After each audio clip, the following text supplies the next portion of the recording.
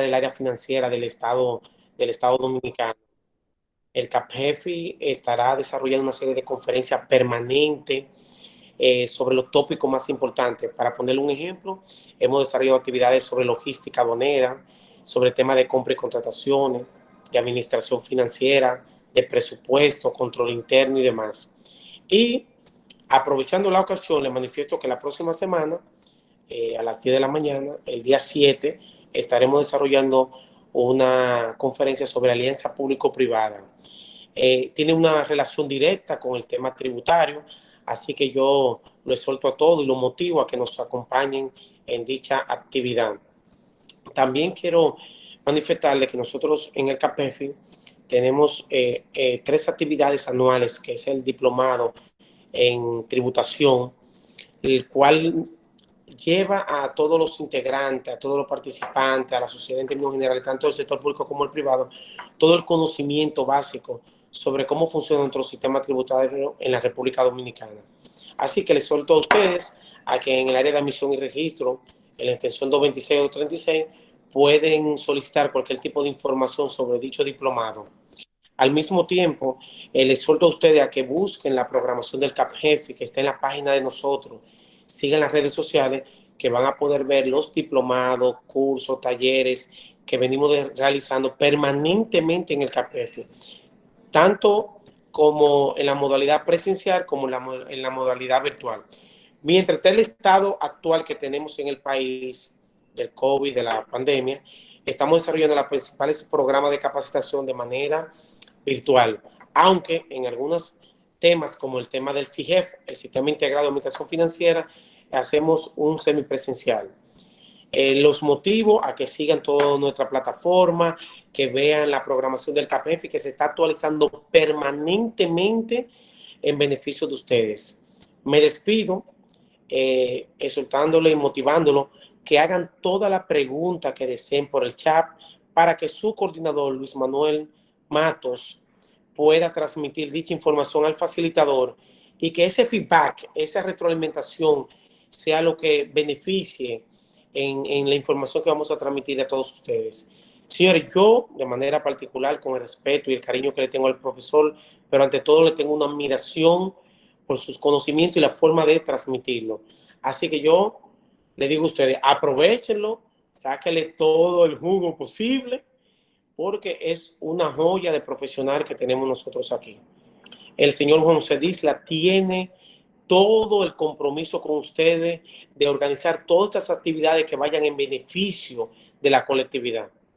Muy buenos días. Quedo pendiente de ustedes, Manuel Betancourt, lo que deseen pueden llamar aquí a la institución, cualquier pregunta al respecto y dentro de mis posibilidades del tiempo estaré para contestárselo. Muchísimas gracias a todos, que la pasen muy bien. Muchísimas gracias, Luis, y a todos ustedes en especial. Agradecemos las palabras de nuestro director académico y exhortándole a cada uno que tienen la posibilidad de siempre acercarse a su oficina. Una de las características que lo distingue es que él es una persona muy abierta y siempre le da la invitación a cada participante, no importa, él no hace distinción y a su vez hacemos esta exhortación a cada uno de ustedes. Bien, me gustaría dar algunos tips antes de iniciar nuestra conferencia y es lo siguiente. Vamos a tratar de mantener siempre los micrófonos apagados. Esto es para tener un mejor audio y a su vez, así como hacía mención nuestro director académico, licenciado Manuel Betancourt, sus preguntas las puedes ir realizando en el chat. Luego vamos a, al finalizar la conferencia, hacer un pequeño espacio de preguntas y respuestas para que esas inquietudes que queden pues sean respondidas por nuestro facilitador. Me gustaría ya en ese orden dar forma de inicio a nuestra actividad y voy a leer un poco la reseña de nuestro facilitador. Cabe destacar de que es una reseña muy amplia y dentro de un resumen voy a tratar de simplificarla. Bien, nuestro facilitador y exponente del día de hoy es el licenciado Genis García del Rosario.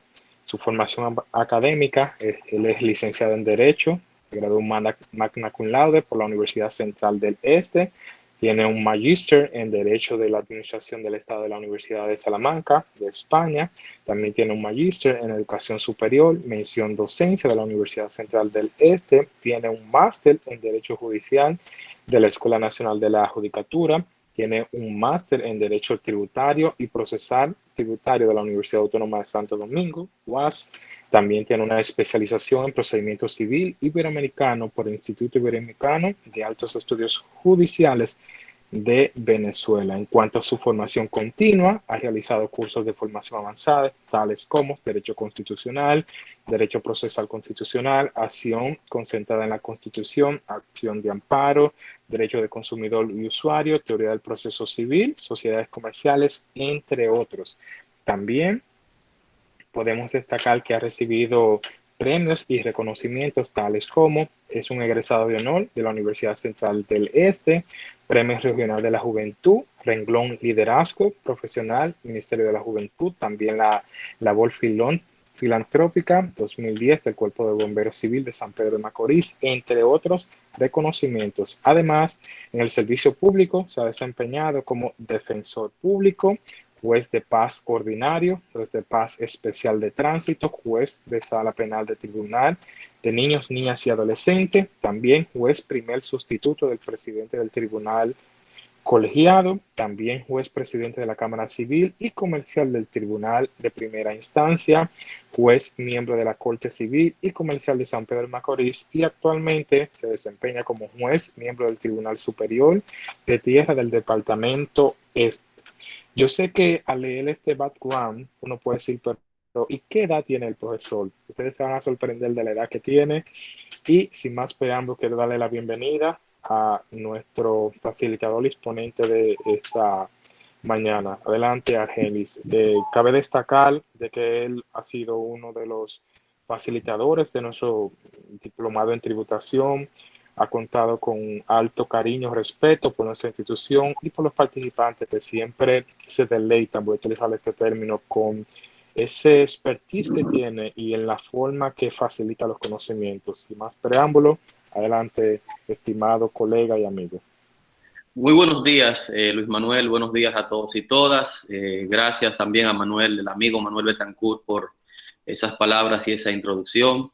A nuestro director, señor Drija, gracias a todos de verdad por estar apoyando esta iniciativa que llegó para quedarse del Centro de Capacitación en Política y Gestión Fiscal.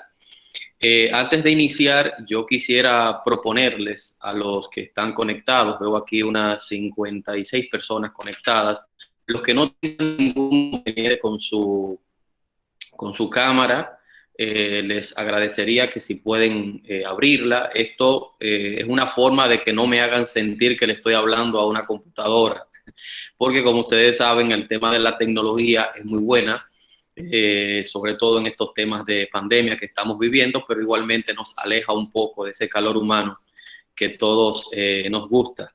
Para sentirnos acompañados. Así que los que puedan abrir sus cámaras también para conocerles, verles el rostro, les agradezco que lo hagan. Bueno, igualmente ahí tienen la presentación que me dice Luis Manuel que se está viendo. En cualquier momento, si tienen alguna dificultad, me lo comunican. Algunas veces por el tema de trabajarlo a través de un celular, a veces se corta un poco. Así que tengan eso también pendiente. Bueno, nuestro encuentro de hoy vamos a trabajar el tema del derecho tributario administrativo, pero me gustaría hacerlo desde un punto de vista más práctico. Los que me conocen y han trabajado en algún momento conmigo saben que me gusta siempre orientarlo al aspecto práctico, pero como todo en las ciencias, y la ciencia jurídica no escapa a ello, siempre hay una parte teórica que hay que manejar, que hay que dominar para poder comprender estos temas. Ya se les había indicado acerca de la forma de intervenir, pero en esta presentación siempre me gusta recalcarles si tienen algún otro aparato electrónico cerca, ya sea el celular o un iPad o lo que sea, es bueno que lo pongan en silencio para que no haga feedback o retroalimentación. Igualmente, si tienen algún micrófono abierto, ponerlo en silencio. La forma de intervenir en nuestra capacitación puede ser de dos formas. Pueden hacerlo mediante la indicación de una manito que le aparece ahí en la barra del cursor de tareas. Eso nos indicaría que usted quiere intervenir de manera directa, oral, o también puede directamente a través del chat escribir sus inquietudes, sus aportes, que al final, en breve, estaríamos entonces abriendo un espacio para contestar cualquier inquietud que usted pueda tener. Lo hacemos de esta forma, vale recalcar, porque el tema del tiempo es valioso en educación virtual. En la formación virtual el tiempo suele ser más corto, justamente porque la gente tiende naturalmente a cansarse un poco, y por eso entonces no hacemos como acostumbramos las intervenciones en el interín de que se van presentando las ideas, pero eso no impide que naturalmente usted pueda, para que no pierda el hilo de lo que quiere preguntar, que lo vaya formulando inmediatamente, se le presente en el chat que tienen allí disponibles. Dicho esto, igualmente a título de recomendación o de sugerencia, en estos temas siempre me preguntan dónde puedo seguir continuando, indagando sobre los temas presentados, dónde puedo leer un poco más, y por eso siempre le traigo algún tipo de sugerencia doctrinal. Y digo sugerencia porque cada quien es libre, ¿verdad?, en temas académicos de perseguir algún tipo de bibliografía en específico, pero yo les mostraré parte de lo que tenemos aquí en República Dominicana, principalmente en temas tributarios y del tema concreto que vamos a ver. Ahí en pantalla les presento 3 obras. La primera, de izquierda a derecha, Derecho Tributario, tomo 1, Sustantivo y Administrativo, muy de la mano con el tema que vamos a desarrollar.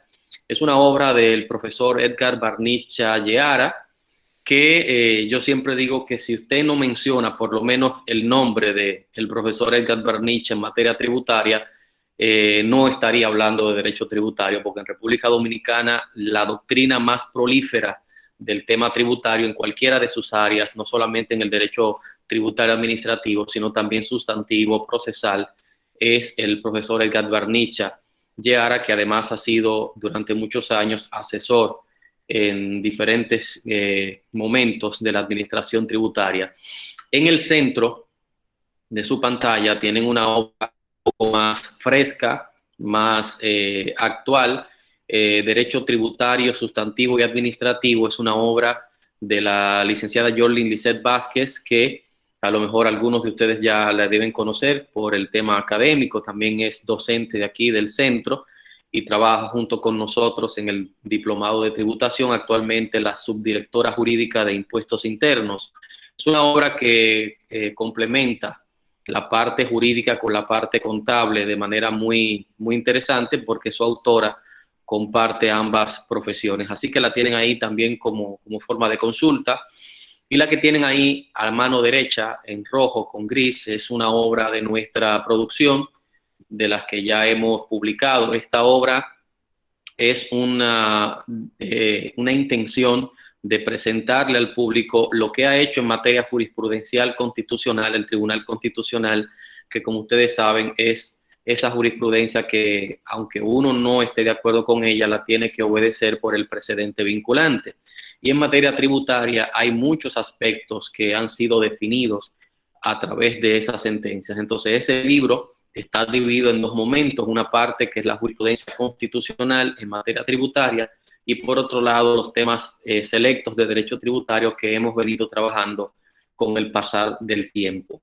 Y igualmente no puedo dejar de presentarles estas otras 3 obras que ya van más orientadas a la parte administrativa del derecho tributario. En este caso, la primera que tienen en pantalla es una obra comentada de la Ley 107/2013, que es una ley que, como siempre señalo, todo el que trabaja en la administración pública, si no la conoce, debería conocerla, porque es una ley que nos atañe a todos en el servicio público. La Ley 107/13 sobre derechos de las personas frente a la administración. En este caso, la primera que tienen en pantalla, en blanco con azul, es una obra del amigo Sigmund Freud Mena, actualmente el director de Alianza Público-Privadas, que tiene una experiencia muy dilatada en el tema administrativo como tributario. Y en el centro de su pantalla tienen igualmente una ley comentada, apuntada, la misma Ley 107/13, pero en este caso desde el punto de vista de un juez, que es el caso del magistrado Franklin Concepción Acosta, juez del Tribunal Superior Administrativo. Ahí tendrían una perspectiva no ya del abogado, sino del juez. Y por último, la tercera obra que ven ahí en la línea, color amarillo con gris, es una obra también de nuestra producción. Esa obra está destinada a la parte de los procedimientos administrativos e igualmente, obviamente, toca la parte de los procedimientos en sede administrativa del derecho tributario. Así que ahí tienen algunos insumos para aquellos que quieran continuar profundizando sobre cualquiera de los temas que vamos a ver acá y que pueden entonces ir adquiriendo de su elección para que vayan formando su biblioteca. Siempre menciono que el abogado o el jurista, el asesor fiscal que no lee, pues tiene una desventaja frente a otro que sí lo hace, porque es la única forma de ir conociendo el pensamiento y la evolución doctrino-jurisprudencial que tenemos aquí principalmente en República Dominicana. Y vamos a entrar en materia, y para ello lo vamos a hacer con los orígenes de la administración tributaria. Desde el punto de vista histórico, la administración tributaria es un tema que no se ha tocado de la mejor manera posible. Siempre se entra de lleno a hablar del derecho tributario, pero déjenme decirles algo. La administración tributaria es tan antigua como el hombre mismo. Van a ver ustedes por qué. En los orígenes de la humanidad, nosotros nos situamos en dos grandes tesis o en dos grandes teorías. Una de ellas es la teoría de la evolución de las especies de Charles Darwin, que muchos de nosotros conocemos, y la otra, la teoría origen cristiano o bíblico, y que independientemente de cuál sea su creencia o de cuál sea su filosofía teórica, lo cierto es que el hombre como origen humano se desarrolló en el territorio de 5 y 7 millones de años, y los primeros restos que fueron encontrados se encontraron en el continente africano. Ahora, hay un dato interesante y es lo que me interesa rescatar, más allá del tema histórico, que no es la intención tampoco agobiarlo con la parte histórica, pero sí hay un dato que se resalta en los orígenes de la humanidad y que es algo común. Cuando el hombre comienza a desarrollarse, cuando deja la vida nómada para tener una vida sedentaria, lo hace cuando descubre la forma de producir alimentos. El hombre, como ustedes saben, el hombre primitivo era totalmente nómada, llegaba a un territorio, consumía los alimentos o lo que podía lograr para sostenerse, y cuando escaseaba o desaparecía el origen, la fuente de su alimentación, pues entonces migraba a otro lugar.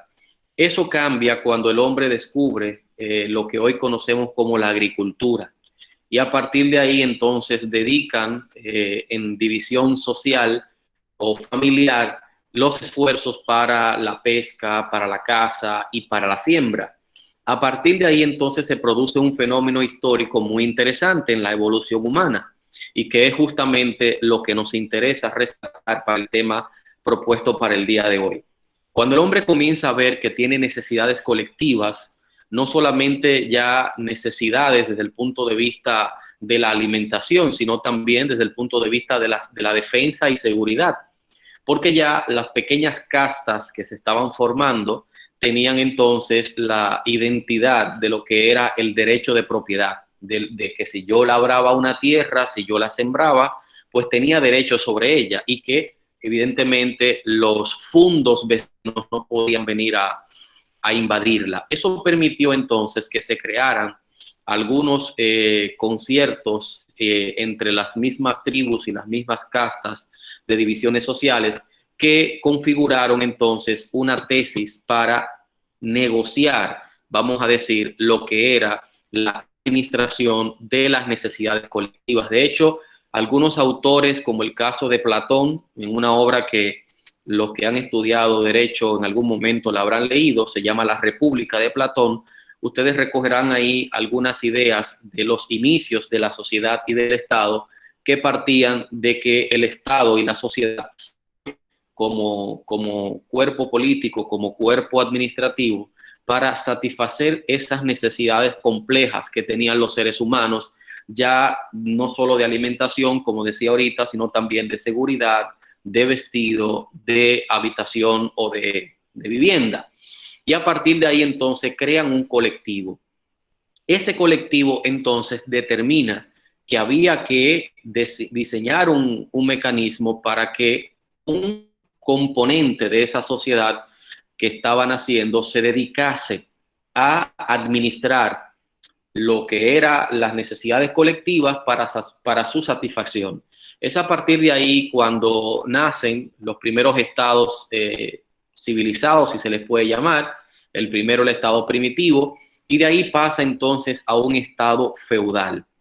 Y en ese tránsito, yo estoy dando saltos históricos enormes, pero es para no detenerme mucho en la parte histórica. Vemos que, por ejemplo, del estado primitivo al estado feudal, la forma de sostenimiento de la sociedad va variando, va cambiando.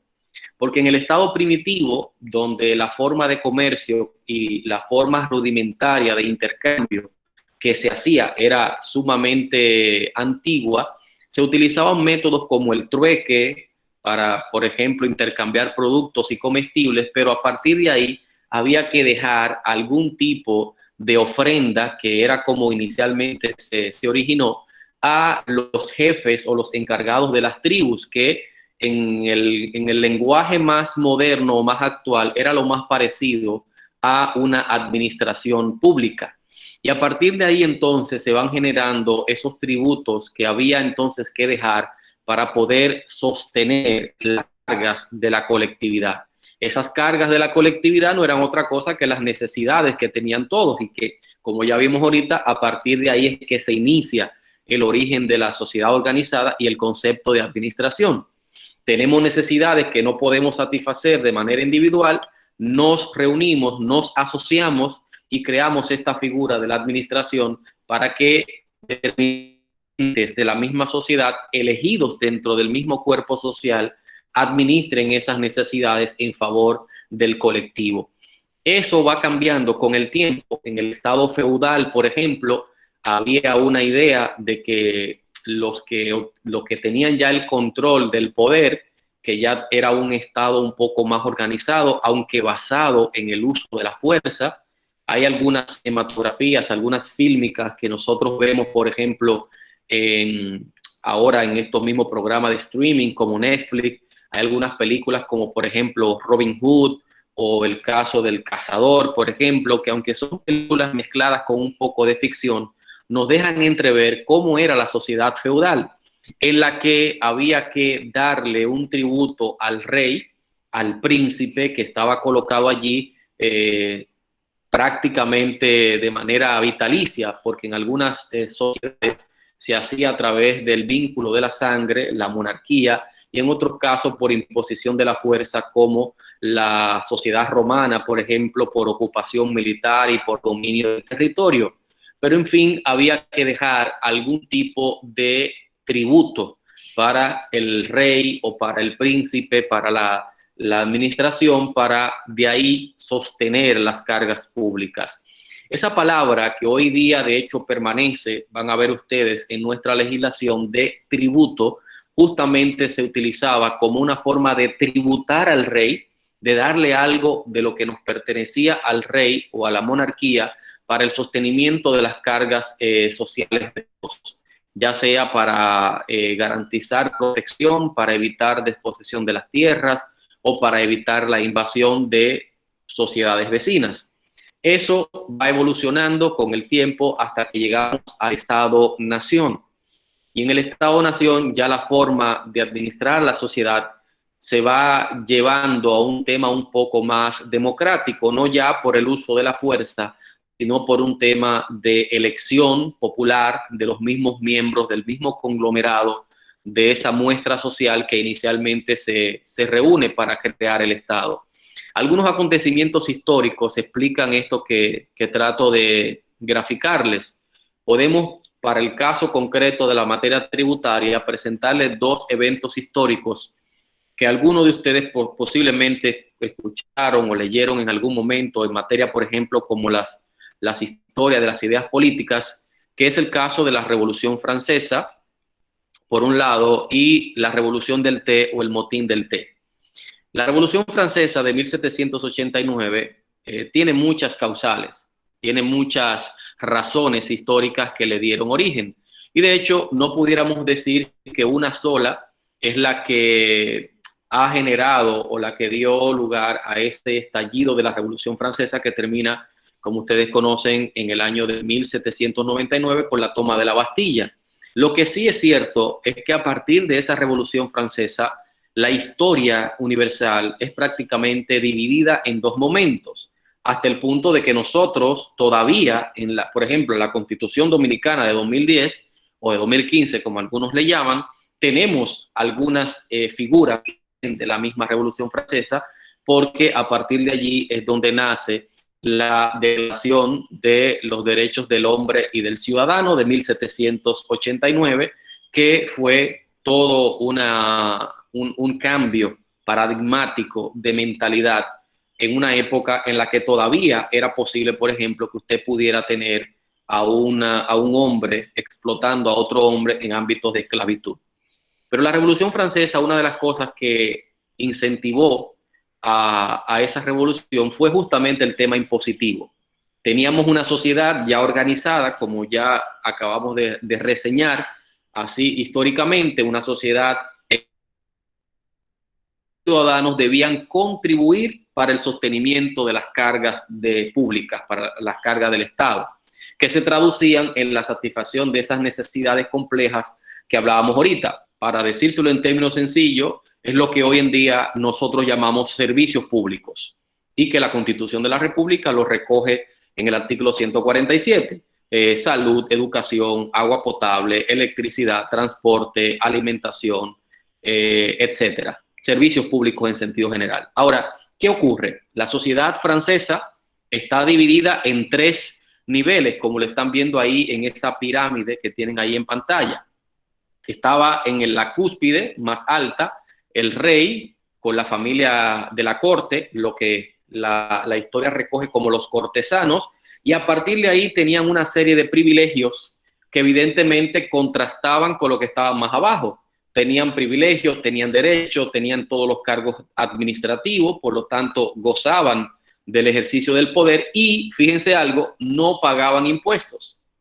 Ahora, los que estaban hacia abajo, principalmente en el primer nivel, que era los campesinos, los artesanos, los que trabajaban la tierra, entonces estos sí tenían que pagar impuestos y uno de los disgustos, una de las cosas que estalló el ánimo de este grupo social fue justamente un aumento de los impuestos, un aumento en la carga tributaria para el sostenimiento de esas cargas públicas, y eso provoca, entre otras cosas, eso que la historia reconoce como la Revolución Francesa. Pero lo mismo pasó con la Revolución o el Motín del Té de 1773, como un preludio, una antesala a la misma independencia norteamericana de 1774. Porque la revolución o el motín del té, como se le conoce en la historia, es algo tan sencillo que parece hasta increíble. En el caso de Inglaterra, el Reino Unido, todavía al día de hoy, es una costumbre la hora del té, tomar el té. Pero esas hojas del té, en esa época, la tenían que cultivar en países o en sociedades a larga distancia y venían usualmente en barcos. Y esas cargas que venían de las hojas para el té, entonces se le cargaba un tributo, se le cargaba un impuesto. Y eso evidentemente fue disgustando a los comerciantes que transportaban esa mercancía, porque llega un momento en que le aumentan el tributo a las hojas del té por transportación, hasta el punto de que en las embarcaciones que venían esas hojas de té, literalmente las arrojan al mar y hacen un motín, hacen una revolución, que la historia recoge a sí mismo como la revolución o el motín del té. Todo por un tema de aumento de los impuestos. Y le digo esta parte histórica de tantas que pudiéramos citar, porque hay muchísimos datos históricos que se originan y se vinculan al tema impositivo, que pueden verlo ustedes todavía en el día de hoy.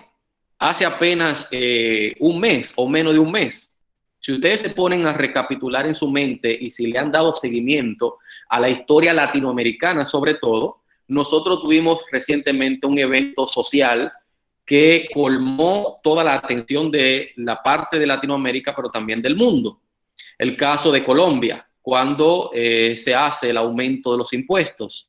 Colombia se mantuvo en vilo durante varios días, semanas, con varias revueltas, personas que perdieron la vida, otras que salieron heridas, hasta el punto de que el gobierno colombiano tuvo literalmente que dar hacia atrás, dar marcha atrás con la reforma fiscal, con la reforma tributaria.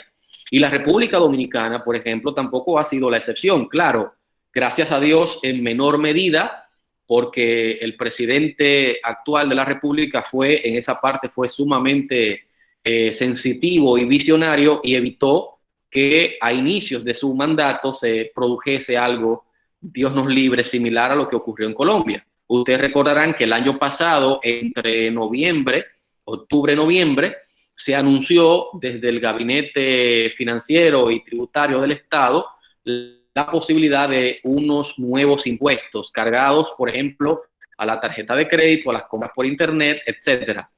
Eso provocó un revuelo entre la sociedad dominicana que permitió que el presidente de la República pocos días después hiciera una alocución televisiva y anunciara el retiro de esa propuesta inicial que se había estado cuajando.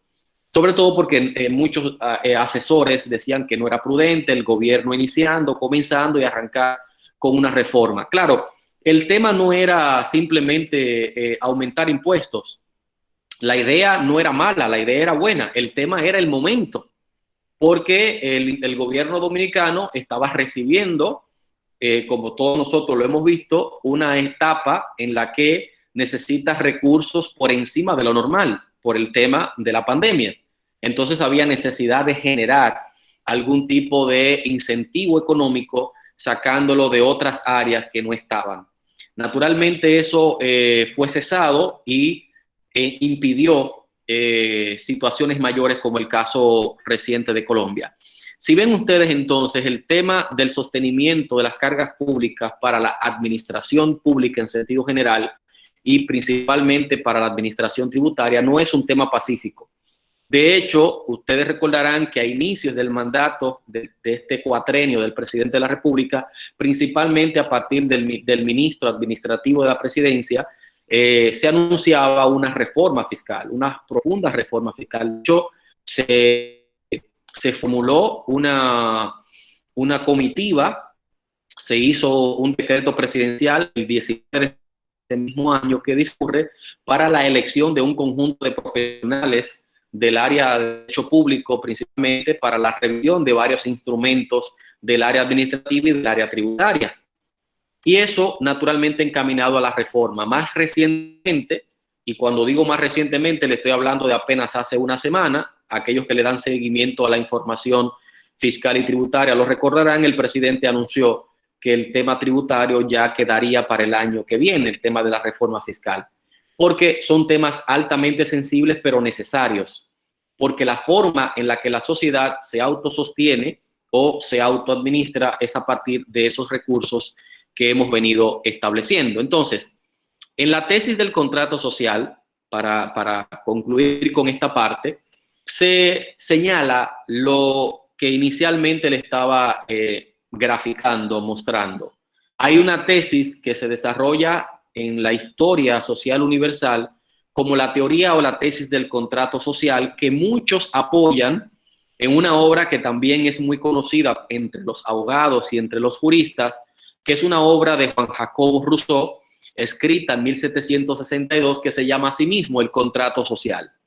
Y se le llama el contrato social porque parte de la idea de que, de manera muy simple, dicho así, de manera muy simple, que entre la sociedad y quienes gobiernan a esa sociedad existe un contrato. Pero es un contrato social que se basa en la reciprocidad.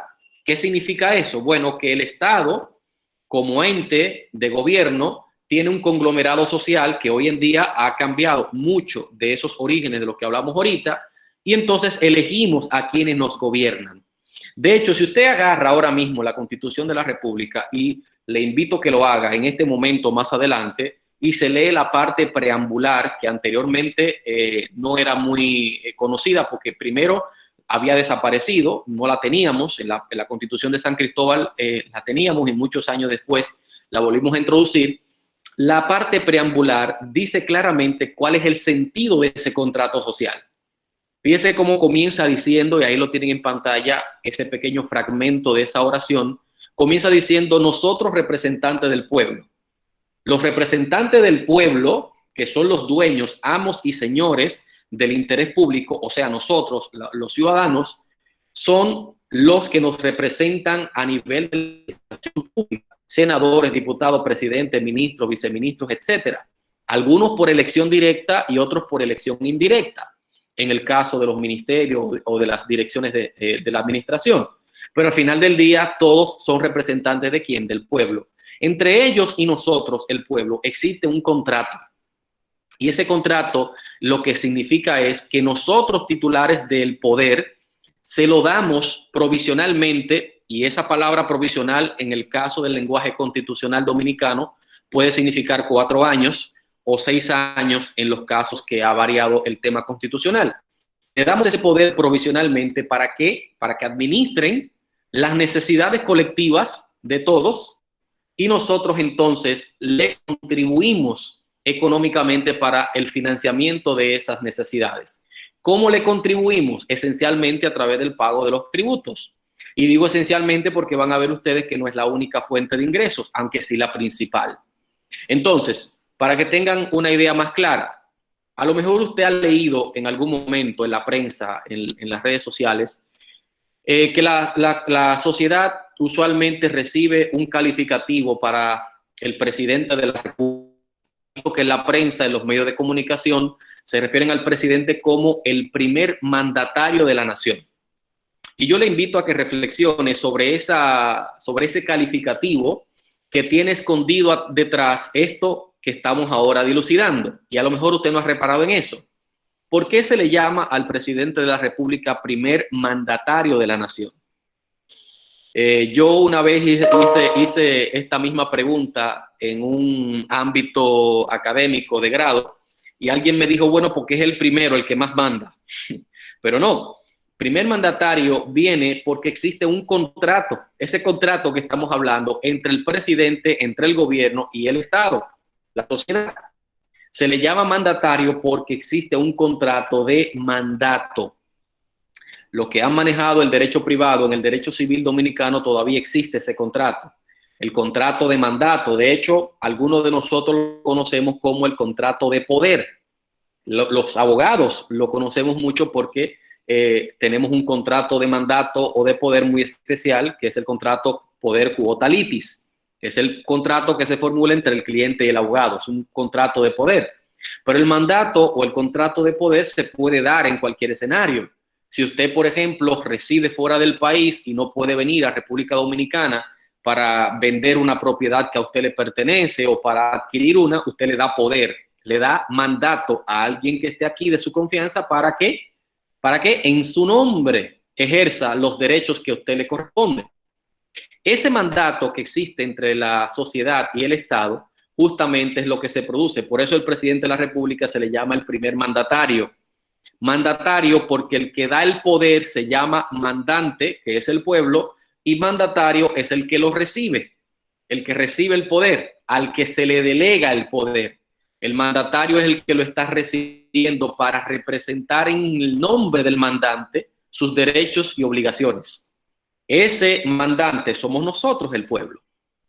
Entonces, ese pacto social es lo que le da a ese mandatario y a los demás mandatarios que existen en la sociedad, senadores, diputados, alcaldes, síndicos, regidores, todo el sistema administrativo nacional, le da esa autoridad política dentro del orden social para que nos representen. Dicho así, entonces, la forma en cómo ese poder y ese mandato se va a honrar para la administración de las necesidades colectivas es justamente a través de los ingresos que nosotros como sociedad ahora tenemos que aportarles en ese contrato. Nos corresponde ahora no solamente darte el poder, sino también darte los recursos para que administres esas necesidades colectivas de las que hablábamos. Ahí en pantalla ustedes tienen un ejemplo que no es un ejemplo ficticio, es un ejemplo real. En este caso tomamos una muestra del año 2018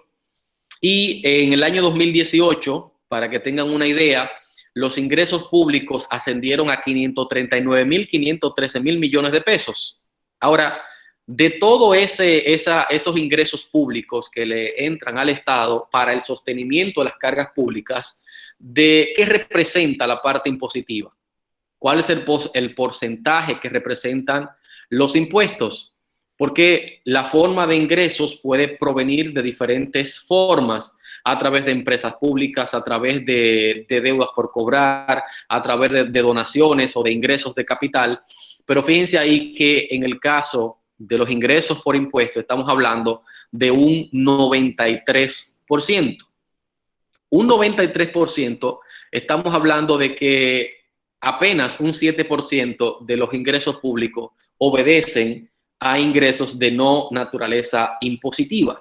Eso significa entonces que definitivamente la parte tributaria es esencialísima para que el Estado pueda cumplir con sus fines naturales y sociales.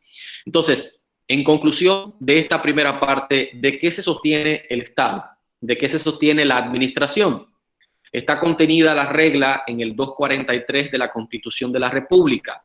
Ahorita, cuando yo le hablaba de la parte histórica, comencé diciéndoselo de la manera más sencilla. Ahora mírelo ahí como lo tenemos en la Constitución de la República, en el artículo 243. El régimen tributario dominicano se ha establecido, se ha diseñado para que se pueda cumplir con el mantenimiento de las cargas públicas que, dicho en palabras, cargas públicas se refiere a todos esos gastos que tiene que incurrir el Estado para satisfacer nuestras necesidades. Estamos hablando de carreteras, de avenidas, en el tema, por ejemplo, de libre tránsito, pero estamos hablando de hospitales, estamos hablando de alimentación suficiente para la sociedad, estamos hablando de medicina, estamos hablando de todas las necesidades que tenemos como Estado, como sociedad. Eso naturalmente implica que esas cargas nos corresponden por obligación a todos. Por eso decía un expresidente norteamericano, Abraham Lincoln, decía que de la muerte y de pagar impuestos nadie se salva. De la muerte y de pagar impuestos nadie se salva. Porque desde que nacemos hasta que aún después de la muerte todavía estamos pagando impuestos. Y digo aún después de la muerte porque ahí viene un impuesto sucesoral, ahí vienen los impuestos que se tienen que pagar si el de cuyos dejó algún tipo de carga impositiva, etcétera, etcétera. Es una norma que nos va a pagar la vida desde el punto de vista social, desde el nacimiento hasta la extinción física. Y hay una relación unívoca entre el derecho tributario con otras disciplinas dentro de las ciencias jurídicas permanentes. Y esas son el derecho constitucional y el derecho administrativo. De ahí la parte de que el derecho tributario tiene una sección muy específica que es el derecho tributario administrativo del que hoy estamos trabajando. El derecho constitucional se va a encargar de diseñar todo lo que tiene que ver con la parte arquitectónica del poder, del gobierno, la forma de elección de los cargos públicos, la forma del ejercicio del poder, las facultades, la distribución de las obligaciones y las potestades administrativas, etcétera. Pero por otro lado, el derecho administrativo se va a encargar de hacerlas efectivas, de hacerlas operacionales. Por eso había un autor alemán que decía que el derecho administrativo es el derecho constitucional concretizado. Porque si el derecho constitucional te reconoce el derecho a la salud o el derecho a la educación o la libertad de tránsito, el derecho administrativo es el que te construye las escuelas, el que te construye los y las carreteras para llegar a ellas. En otras palabras, es el derecho concreto, el derecho aplatanado, por decirlo de alguna manera. Pero por otro lado, ese derecho constitucional o ese derecho administrativo serían letra muerta sin recursos. Sin la fuerza que mueve al mundo, sin dinero. ¿Y quién es el responsable, quién es el encargado de recaudar lo necesario para el sostén de eso que dice el 243 de la Constitución, que llama cargas públicas? El derecho tributario. A él le corresponde la apática tarea, la odiosa tarea de cobrar. Porque yo no sé si ustedes sabían que los funcionarios del área tributaria son los funcionarios más odiados, son los funcionarios más mal vistos, porque a nadie le gusta que le cobren, sobre todo cuando en un tema como este usualmente la gente no siente un beneficio directo. Porque cuando usted, por ejemplo, compra una casa o compra su vehículo de motor, usted se imagina cuando usted compró su primer carrito, su primer vehículo. Bueno, usted paga ese dinero con gusto. Usted paga las cuotas del mes con gusto. Porque usted entiende que está recibiendo de manera directa un beneficio. Pero a veces en la parte impositiva, el ciudadano no lo percibe o no lo ve con esa conciencia. El ciudadano no lo ve con esa conciencia porque la realidad sea dicha, todavía tenemos muchas debilidades en la parte de satisfacción de las necesidades colectivas, ¿verdad? Muchos de nosotros tenemos que tener un vehículo de motor no por lujo, sino por necesidad. ¿Y eso a qué obedece? A que hay una flaqueza en el servicio público del transporte, por ejemplo, del transporte público. Pero igualmente pasa con la energía eléctrica, cuando usted tiene que comprarse por obligación un inversor para subsidiar la obligación del Estado de satisfacer esa necesidad colectiva que se llama electricidad. Y así sucesivamente. Entonces, hay una apatía natural en el ciudadano en no querer pagar los tributos, pero que es una parte total y absolutamente obligatoria. Entonces, en el derecho tributario tenemos diferentes sectores y áreas que ya hoy en día se han independizado prácticamente como disciplina. Tenemos un derecho tributario especial que se encarga de lo que en derecho se conoce como la parte especial del derecho tributario, que tiene que ver con toda la parte de la imposición de los tributos, la imposición a la renta, la imposición al patrimonio, la imposición al selectivo consumo. Ese es el derecho tributario especial. Pero está el derecho tributario sustantivo, que se encarga de definir lo que son las obligaciones, el crédito tributario, los sujetos de derecho en el ámbito tributario y la obligación tributaria en sentido general desde el punto de vista ya sustantivo. Mientras que el derecho tributario administrativo, que es el que nos corresponde, se encarga básicamente de definir cuál es el rol de la administración pública en el tema de la recaudación. Y dentro de breves minutos usted va a ver más sobre qué se traduce ese derecho tributario administrativo. Y tenemos también un derecho tributario sancionador o represivo, que cada vez más auge en el tema, por ejemplo, de la sanción a las instituciones privadas, pero también a las personas físicas por infracciones como la defraudación fiscal o la evasión fiscal, cuando hay un grupo empresarial o cuando hay una persona física que decide evadir el pago de los impuestos que le corresponden y por lo tanto no honrar ese compromiso que le corresponde, cuando hablábamos ahorita del contrato social, de contribuir a las cargas públicas que sostienen, ¿verdad?, diferentes colectivas de los que convivimos en sociedad. Y por último, el derecho tributario internacional, también algunos le denominan como la fiscalidad internacional, porque es una parte del derecho tributario que básicamente se retrotrae a la parte de identificar cuáles acontecimientos o cuáles hechos dentro de lo que sería la parte tributaria pueden constituir, por ejemplo, doble tributación, o cuáles hechos dentro del ámbito tributario pueden ser retenidos para pagar impuestos en República Dominicana cuando se presentan eventos en los que, por ejemplo, trascienden el territorio nacional, que a veces ocurre. Por ejemplo, ahorita, en horas de la mañana, les cuento, antes de iniciar esta conferencia, yo he estado trabajando con un expediente en el que una empresa reclama que pagó unos impuestos, unos tributos que no tenía que pagar. Estamos hablando de una empresa de transporte aéreo y le decía a la otra empresa, mira, tú me has cobrado en el servicio que me diste, un servicio que muchos de nosotros conocemos como el servicio de catering, que es el servicio que se le da a las aerolíneas cuando usted, por ejemplo, toma un avión y le dan algún tipo de comestible de la línea aérea. ese servicio de catering que usualmente es suministrado en el Estado a través de una empresa privada, entonces le reclama el pago, por ejemplo, de los impuestos cargados a ese servicio de catering. Entonces se discute el tema de si era algún tipo de servicios para importarlos hacia afuera o para consumirlos en el territorio nacional, y ahí en donde entra justamente estos temas de la tributación internacional o del derecho tributario internacional. Ahora bien, hay una parte, ya entrando en materia, del derecho tributario administrativo que muchas veces nosotros no identificamos claramente. ¿Quién es la administración tributaria?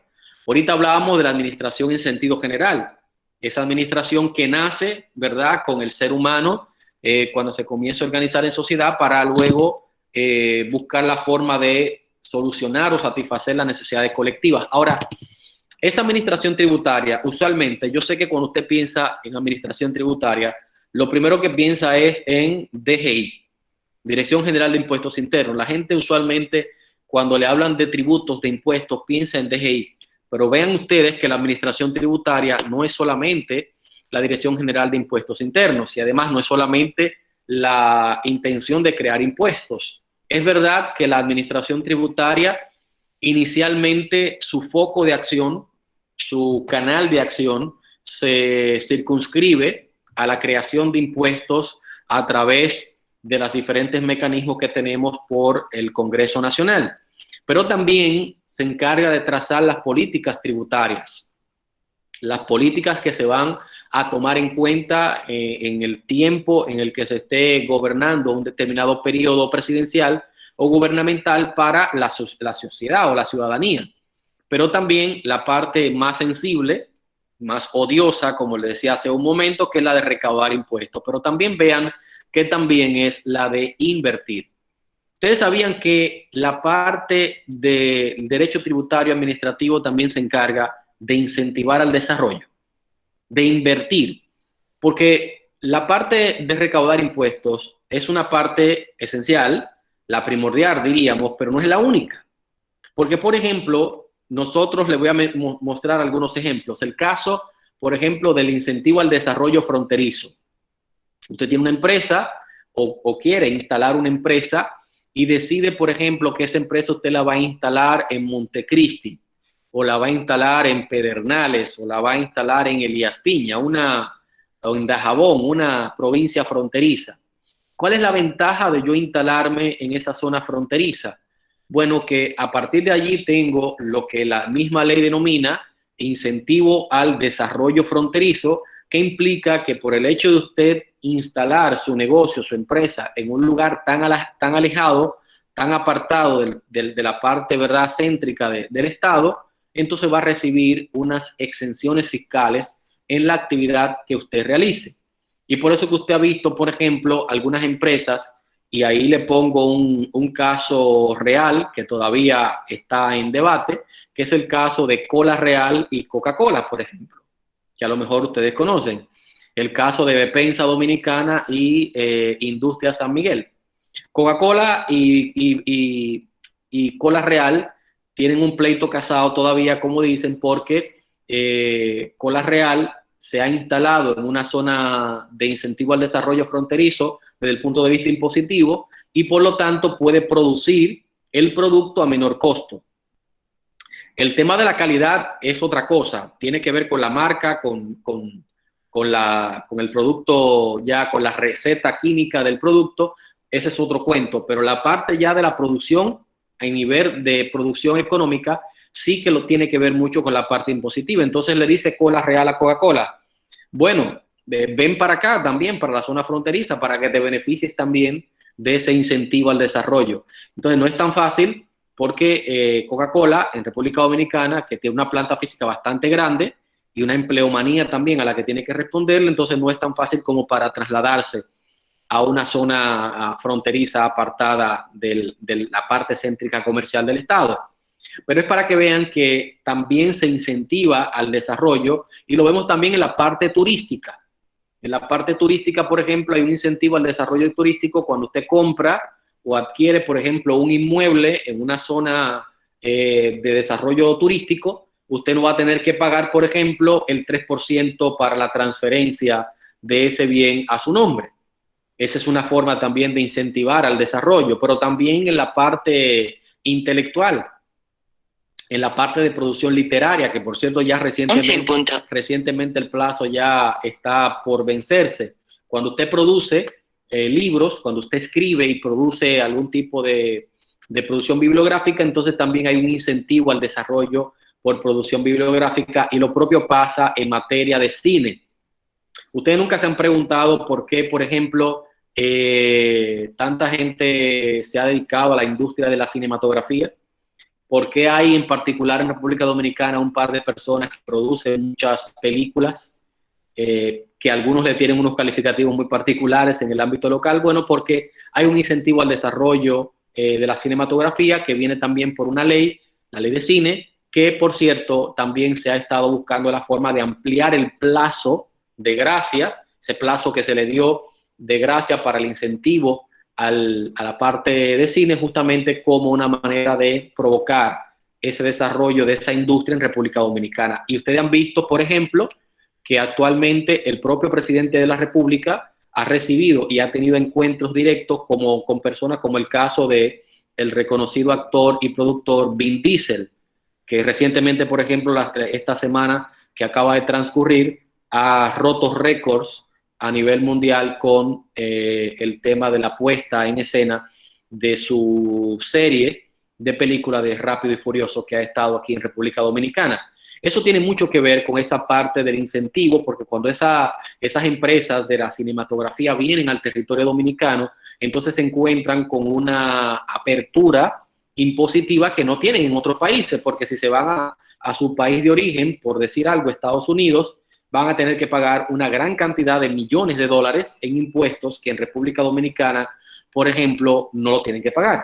Y usted dirá, bueno, y entonces nosotros nos estamos perdiendo esa parte económica. Bueno, eso es una navaja de doble filo, porque por un lado puede ser que sí, pero por otro lado le estamos dando la entrada a un desarrollo de un sector que no teníamos, y además estamos creando de manera directa e indirecta empleos en un mundo que tampoco teníamos. Eso también permite una fuga, lo que algunos autores llaman la fuga de cerebro, la fuga de profesionales que de repente se preparan y dicen, bueno, pero yo no tengo la posibilidad, por ejemplo, de dedicarme en República Dominicana a esto y me voy para otro país. El caso, por ejemplo, de José María Cabral. Todos nosotros le conocemos, un joven dominicano que se ha dedicado a la cinematografía, a la producción recientemente. Ustedes vieron esa película con el hotel, ¿cómo es que se llama? Que actúa, de hecho ha sido muy criticada la película porque tiene un alto contenido sexual con Nash Labugar y Lumi Lizardo. O sea, ese mundo tiene mucho que ver con esto que estamos hablando de la administración tributaria y el desarrollo o el incentivo al desarrollo de esas áreas. Lo que quiero, en resumen, dejarles como esencia es que la parte administrativa de la tributación no es solamente cobrar impuestos, también implica desarrollar e incentivar áreas deprimidas o áreas olvidadas de la República Dominicana que de otra forma no podrían desarrollarse. Entonces, ¿quién es la administración tributaria en el caso dominicano? Por un lado tenemos el Ministerio de Haciendas. El Ministerio de Hacienda es la cabeza. Es como establece la propia ley 247-2012, la ley orgánica de administración pública, es al que le corresponde trazar las políticas públicas en materia tributaria. Pero también tenemos la muy conocida Dirección General de Aduanas y la también muy conocida Dirección General de Impuestos Internos. Ambas, por cierto, un dato interesante, en el año 2006, las dos pasaron a ser un ente público. Antes eran órganos del ministerio. Hoy en día son entes públicos descentralizados, con patrimonio propio, con obligaciones, con presupuesto individualizado, que eso naturalmente implica un bienestar mayor, no solamente desde el punto de vista operativo, sino también para la recaudación. Pero, y aquí hay un pero que siempre hago una pausa, esa no es la única administración tributaria, porque generalmente nosotros nos concentramos a nivel del gobierno central en esas tres. Ministerio de Hacienda, DGI y DGA. Pero hay una administración tributaria que también forma parte de este cuerpo, que es la denominada Administración Tributaria Especial. Esa Administración Tributaria Especial son los ayuntamientos municipales. A los ayuntamientos municipales les corresponde una tarea muy, pero muy sensible, que es la recaudación a través de lo que se conoce como los arbitrios municipales. Los arbitrios municipales son una forma de los ayuntamientos recaudar sus propios ingresos para su autosostenimiento. Un poquito le explico, los ayuntamientos, las alcaldías se sostienen por una parte de ingreso directo que le entra a través del presupuesto general de la nación, pero por otro lado, como establece su propia ley, la ley 17607, tienen que tener un 10% de autosostenibilidad. Es decir, los municipios tienen que crear de alguna manera la forma de recaudar, de producir recursos. Por ejemplo, le voy a poner un dato. Ustedes sabían que los ayuntamientos, los municipios, le debe entrar, y digo le debe entrar porque algunos no lo recaudan de la mejor manera, pero está en la ley, y de la ley de que habla la ley 125-01, la ley de electricidad, como se le conoce popularmente. A los ayuntamientos le corresponde un 3% de toda la recaudación económica que hacen las distribuidoras de electricidad, de norte, de este, de sur, como usted le quiera llamar, en el municipio. Es decir, para ponerle un dato, si yo tengo una distribuidora de electricidad de este, está recaudando, por ejemplo, en el municipio de San Pedro de Macorís, 1.000 millones de pesos en cobro de energía. Estoy hablando ya en cobro de la energía servida. De esos 1.000 millones, un 3% le corresponde ¿a quién? Al ayuntamiento. Eso se llama arbitrio municipal, pero es un arbitrio legal. Legal porque viene de una ley. Hay otro tipo de arbitrio que nace ya en las denominadas ordenanzas municipales que dictan los ayuntamientos. Y así sucesivamente. Entonces, la administración tributaria, resumiendo, está integrada no solo por el Ministerio de Hacienda, sino también por Dirección General de Aduana, Dirección General de Impuestos Internos y los ayuntamientos municipales, conocidas como la Administración Tributaria Especial.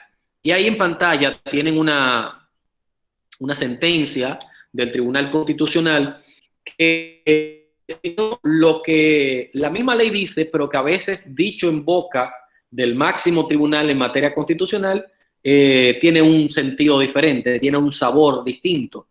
Había un pleito casado de esos chismes administrativos que se producen internos y que a veces la gente no nota, en que si el Ministerio de Hacienda era el rector o no de la política pública, o que si DGI era o que si DGI no era.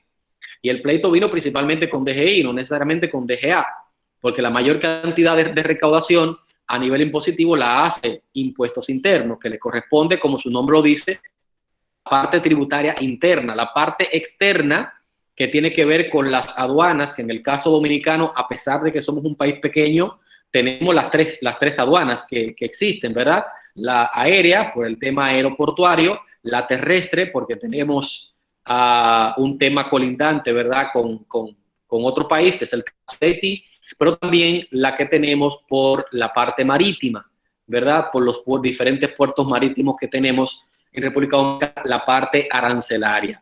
De manera que para DGI, impuestos internos, la parte de recaudación es un poco mayor, justamente por eso que acabamos de mencionar.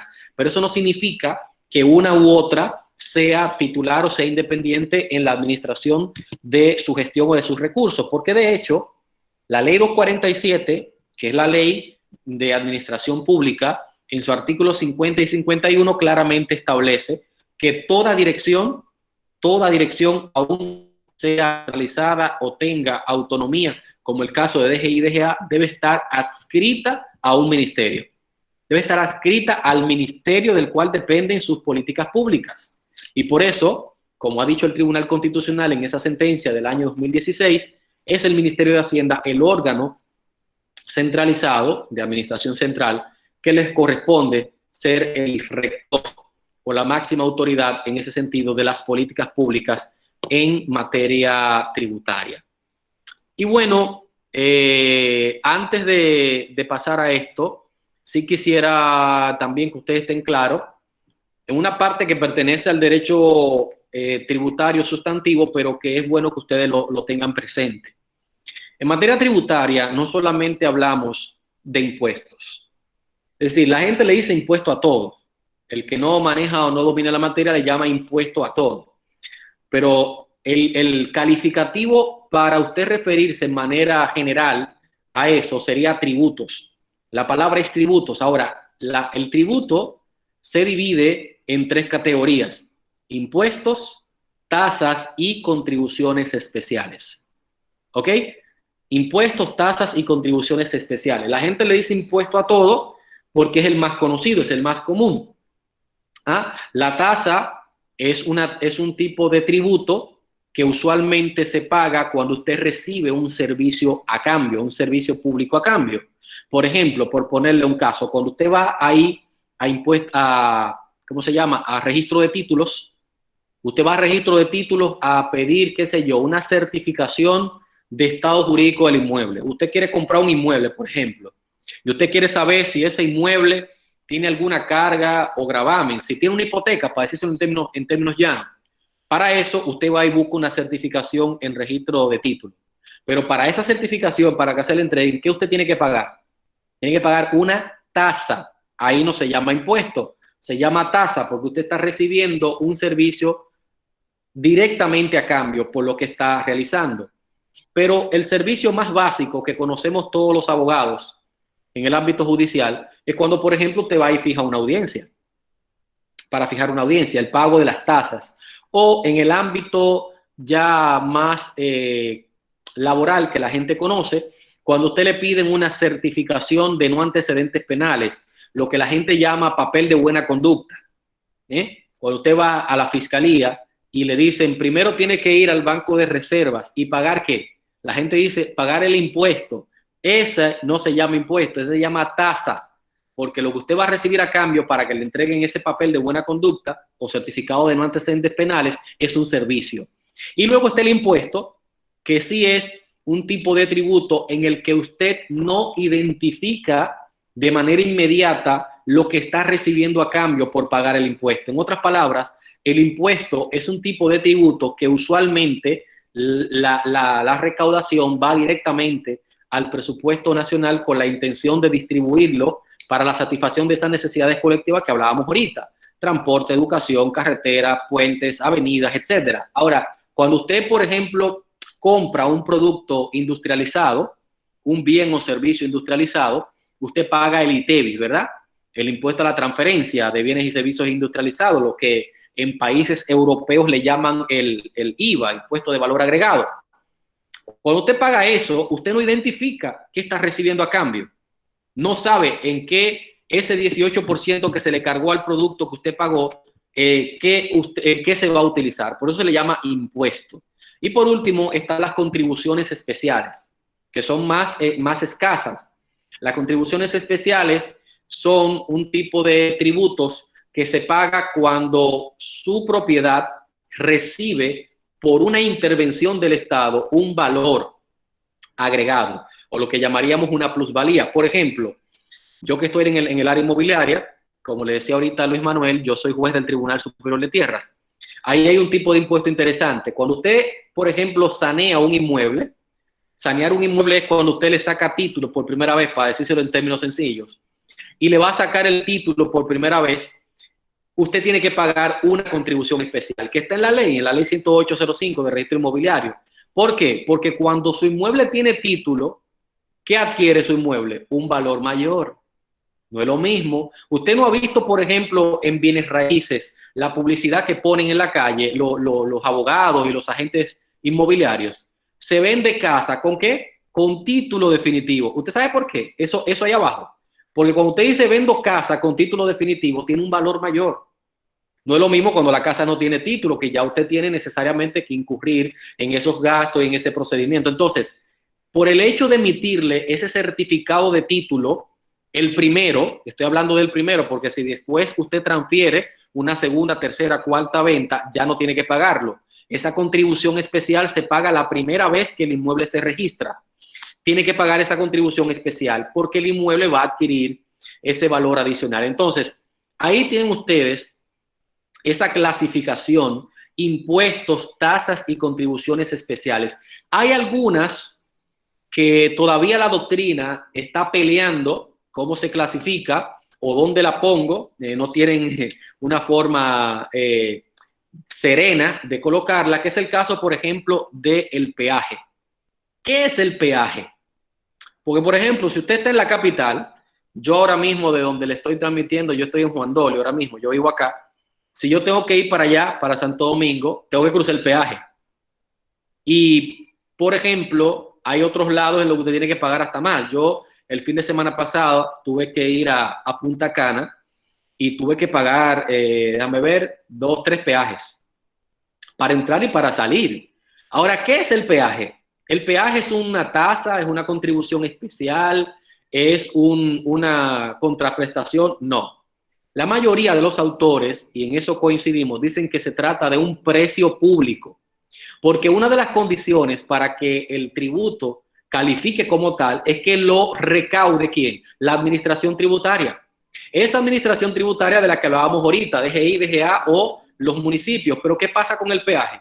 Que el peaje, en el caso dominicano principalmente, es una actividad concesionada a una empresa privada.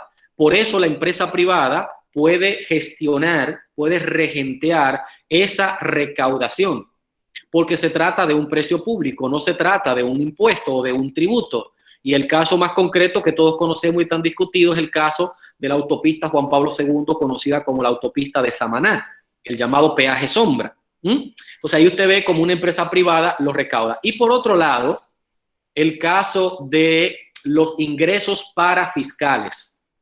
Y ahorita yo le voy a poner un caso concreto, espero que el tiempo nos lo permita, de qué es un ingreso parafiscal.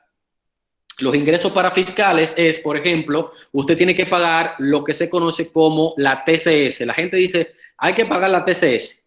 La Seguridad Social, la Ley 87-01, que por cierto ahora mismo hay un proceso de reforma de esa ley. La Seguridad Social, pero Seguridad Social, lo que usted tiene que pagar, ojo, en combinación con ¿quién? Una parte suya y una parte de ¿quién? De su empleador. Eso que se tiene que pagar, que sacar, para que al final de la jornada, al final de sus días postreros, como diría el poeta, ya sea por enfermedad, por discapacidad o por vejez, usted tenga que estar en su casa y viva de eso. ¿Cómo se llama eso? Eso no se llama impuesto. Eso no se llama tributo.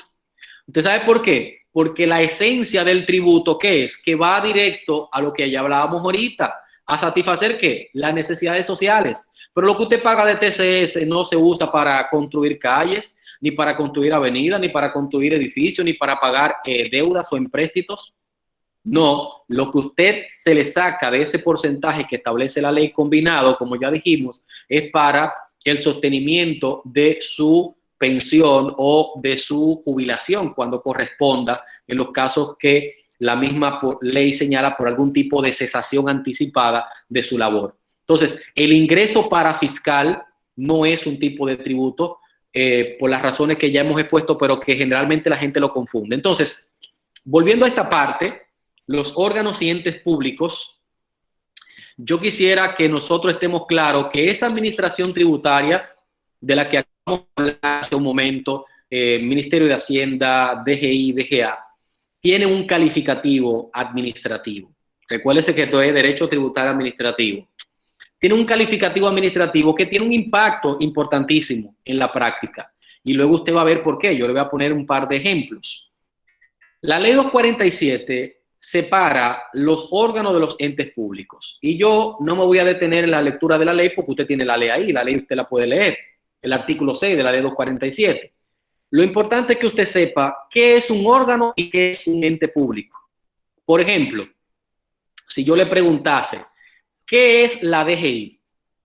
¿La DGI qué es? ¿Es un órgano o es un ente público? La DGI tiene una condición, y usted está viendo el texto ahí, si usted lee el texto, usted va a poder identificar qué es. Fíjese lo que dice. Dice, los órganos son unidades administrativas habilitadas a ejercer en nombre de los entes públicos las competencias que se les atribuyen. ¿Ok? Mientras que luego te dice, constituyen entes públicos el Estado, el Distrito Nacional, los municipios y los organismos autónomos y descentralizados, provistos de personalidad jurídica de derecho público. A partir de esa definición, entonces usted estaría en capacidad de decir, de responder la pregunta. ¿DGI qué es? ¿Un órgano o un ente público? Es un ente público. Un ente público porque la DGI, a partir del año 2006, con la ley 27, y ahí tenemos la frontera histórica, porque antes del 2006 la DGI no era un ente público, era un órgano. ¿Por qué? Porque dependía directamente ¿de quién? Del Ministerio de Hacienda. Era un órgano adscrito al Ministerio de Hacienda. Hoy sigue estando adscrito al Ministerio de Hacienda, ojo con eso, pero es un ente público. ¿Eso qué significa en términos prácticos para que nos entendamos? Que cuando DGI, cuando mi querido amigo y compañero de maestría, Luis Valdés, que es el director de DGI, que fuimos compañeros de la misma maestría de Derecho Tributario, cuando Luis tiene que firmar un documento, firmando un contrato con la institución, por ejemplo, por poner un caso reciente, en esta semana, creo que fue ayer o antes de ayer, la DGI le donó unos inmuebles a la Procuraduría General de la República. Uno que ahí en Maleconcerte me parece que es, y otro que no recuerdo dónde. El fin es que le donó unos cuantos inmuebles y se firmó un documento, un contrato. Ese contrato, la DGI, su director, lo puede firmar sin el permiso de Hacienda. ¿Por qué? Porque es un ente público. Porque tiene derechos, obligaciones, o tiene lo que en derecho llamamos personalidad jurídica.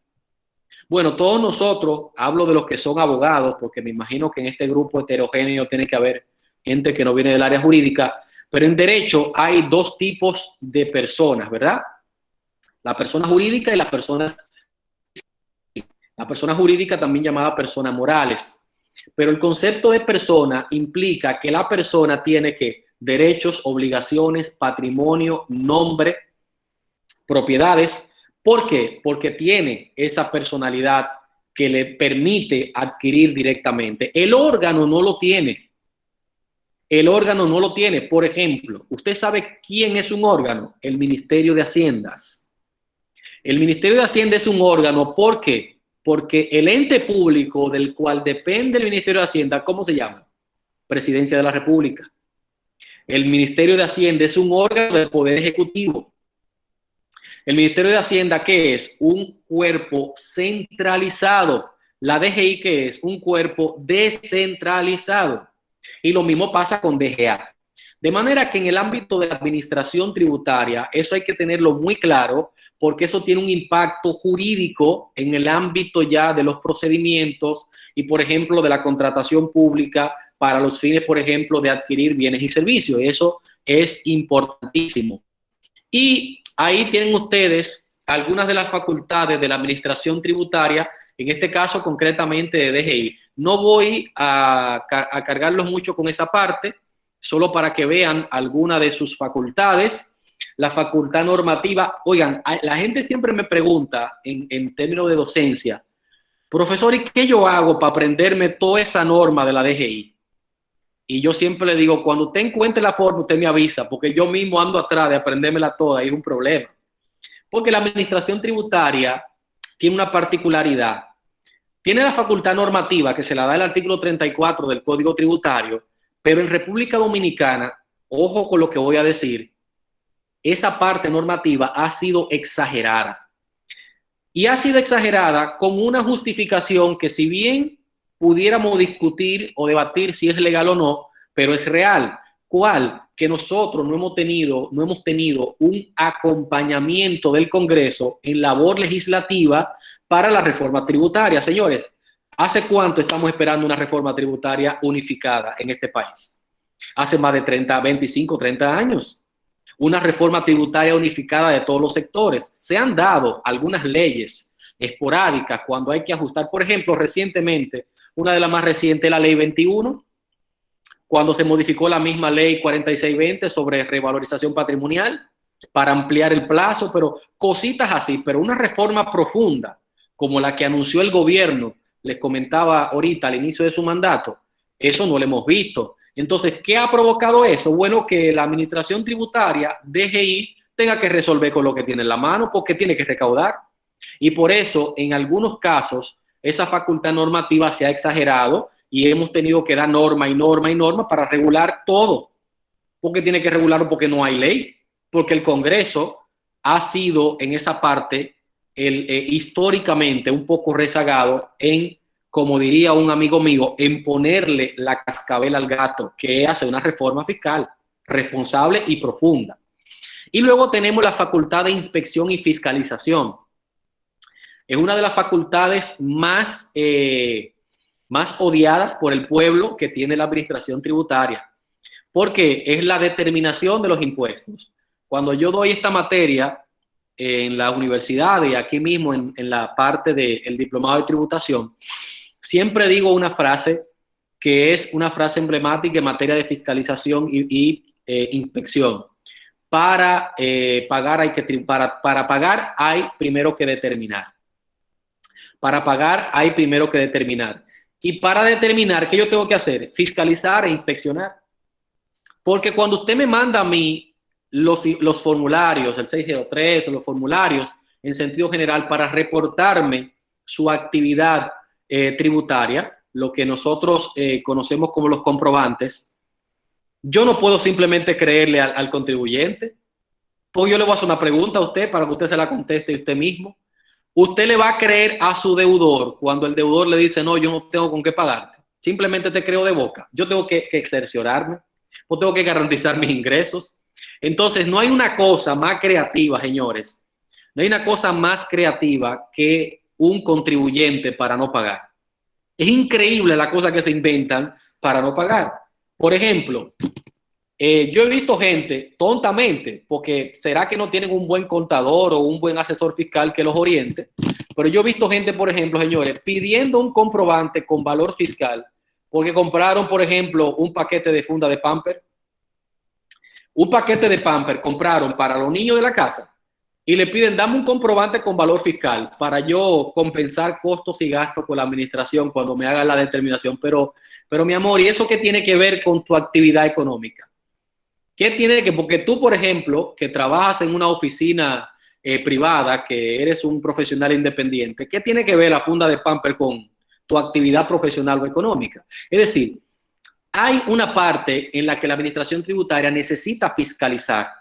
Y aquí, por ejemplo, con los famosos, los GGC, los grandes contribuyentes, también hemos visto algunos ejemplos que todavía están siendo judicializados. Entonces tenemos la facultad sancionadora, que por cierto es una facultad que hoy día está reconocida en la Constitución de la República, que anteriormente no estaba. La facultad sancionadora hoy día se permite que la administración pública en sentido general, no solo la administración tributaria, pueda sancionar de manera directa sin tener que ir a un tribunal. Eso es saludable. ¿Es peligroso? Claro que sí. Es peligroso porque pudiéramos estar frente a una administración irresponsable y desmedida que pueda abusar de ese poder. Por eso es que no debe, sería la palabra, no debe administrar cualquiera, no debe estar cualquier persona frente a una institución de esa naturaleza porque tiene un gran poder. Entonces, la facultad de sancionar es una facultad que viene directa, no solo por el 46 del Código Tributario, sino también por el artículo 40, inciso 17 de la Constitución de la República. Y por último, la facultad de supervisión en materia de lavado. Esa es una facultad reciente. Es una facultad reciente que viene en el año 2017 con la ley 155-17, porque señores, le voy a dar un dato que probablemente los inquiete un poco, pero hay que decírselo a la gente porque a veces la gente como que no aterriza, como que no repara en eso. Usted sabía que cuando usted evade pagar los impuestos que le correspondan, usted configura el delito de lavado de activos. Usted configura el delito de lavado, porque la gente cree que el lavado de activos o lavado de dinero es solamente dinero de narcotráfico, dinero de droga, dinero de trata de personas, dinero de venta de armas ilegales. No, cuando usted va a pagar impuestos, también configura el delito de lavado. O yo se lo voy a poner de esta forma. Yo tengo una persona que me dice, mira, yo te voy a vender este inmueble, un inmueble que está en el centro de la ciudad, y el inmueble te vale 10 millones de pesos, pero en el contrato, vamos a ponerle que vale 3 para yo pagar menos impuestos. Tontamente, porque ya todo el mundo sabe que la administración tributaria no se guía por el precio que se le pone en el contrato, sino por el valor real de catastro, ¿verdad? Eso es lo que llamamos las formas jurídicas en los contratos. Pero en ese caso concreto, usted sabe lo que usted está buscando, una evasión de impuestos. Una evasión de impuestos, porque cuando usted me dice, ponle en el contrato que son 3, aunque tú sabes que vale 10, para que el 3% te lo hagan por 3 y no por 10, tú te evadiendo impuestos, hermano. Y eso es lo que la ley 155.17 de lavado llama delito precedente de lavado. Porque el delito de precedente de lavado significa usted enriquecerse a costa de lo que no es suyo. Y usted vio ahorita lo que dice el 243 de la Constitución. Todos estamos obligados ¿a qué? Al sostenimiento de la carga pública, aunque no nos guste, aunque vivamos criticando que los servicios públicos son deficientes, porque sí, es verdad, hay mucha deficiencia en servicios públicos, pero hay que seguir aportando para lograr el objetivo. Lo que tenemos que reclamarle es a las autoridades que cumplan, pero tenemos que darle los recursos. De manera que esa facultad de supervisión en materia de lavado, que ahora tiene también una unidad interna específica, viene justamente a partir de la ley de lavado en la República Dominicana, y algunas de sus competencias que ya la mencionamos ahorita: recaudar los tributos, cumplir y hacer cumplir las normas y promover la conciencia tributaria en la población, así como conocer y decidir las solicitudes de reclamaciones. Son algunas de las tantas competencias que tiene la administración tributaria. Miren, aquí le pongo lo que yo ahorita le comentaba, leyendo la pantalla para el manejo de información, que por cierto, Luis Manuel me acordará más adelante yo enviarles esta presentación, porque esta presentación es de ustedes, para que, ¿verdad?, no se preocupen mucho por los datos que aparecen ahí. Esto es solamente una guía, y ustedes luego van a ver, por ejemplo, ahí hay una sentencia del Constitucional para que ustedes vayan dándole seguimiento a ese tipo de cosas, y esa información ustedes la van a tener. Ahorita yo hablaba de los ingresos para fiscales, y yo les comentaba que no son tributos, pero que la gente lo ve como tal, el caso de la seguridad social. Y aquí estamos viendo la relación de la administración tributaria con organismos parafiscales. Y esos ingresos parafiscales, que no son tributos, respondiendo a la pregunta que está ahí, constitucionalmente se ha discutido su validez. Y yo le voy a poner un ejemplo concreto, que creo que le puse más aquí. Bueno, aquí está. Aquí está. Si esto fuera presencial, que de hecho la conferencia, la actividad estaba propuesta para hacerlo presencial. De hecho, ya esta es, déjame ver, creo que la 4ª o 5ª entrega de conferencias de este tema que hemos trabajado. Y siempre presencial, armamos esta discusión como si fuera un taller para escuchar la opinión de los diferentes participantes, pero que ahora por razones de tiempo pues nos vemos limitados. Pero yo le planteo el caso para que ustedes vayan viendo un poquito de cómo esto se maneja en la práctica. Y ojo, se lo dice a alguien que ha visto una cantidad impresionante de ese tipo de demandas en los tribunales. Yo no sé si ustedes conocen lo que es el Fondo para la Construcción, del Obrero de la Construcción, que se conoce como FOPECOM. FOPECOM es una institución que fue creada por una ley del año 1986, la ley 6-86. ¿Y qué ocurre? Esa ley establece que de toda la construcción que se haga a nivel nacional, construcción pública pero también privada, diga bien, es decir, si usted agarra y mete un edificio para arriba con 20 pisos, 30 pisos para arriba, esa construcción, tiene que pagar nada más y nada menos que el 1% de las sumas recibidas por la construcción a título de ingreso para fiscal. Y eso está contemplado en el artículo 1 de la ley 6-86. Y aquí viene ahora el escenario que yo les quiero traer a colación para que lo veamos. el tema de quién puede recaudar, la titularidad para recaudar. Esas demandas se llevan ante los tribunales y las lleva el mismo FOPECON. Y ese FOPECON demanda el cobro de X cantidad de dinero, demanda a la empresa, demanda a la constructora y le pide el pago de esos valores. Pero ¿puede FOPECON directamente cobrar esos ingresos para fiscales? La ley 686 dice que no.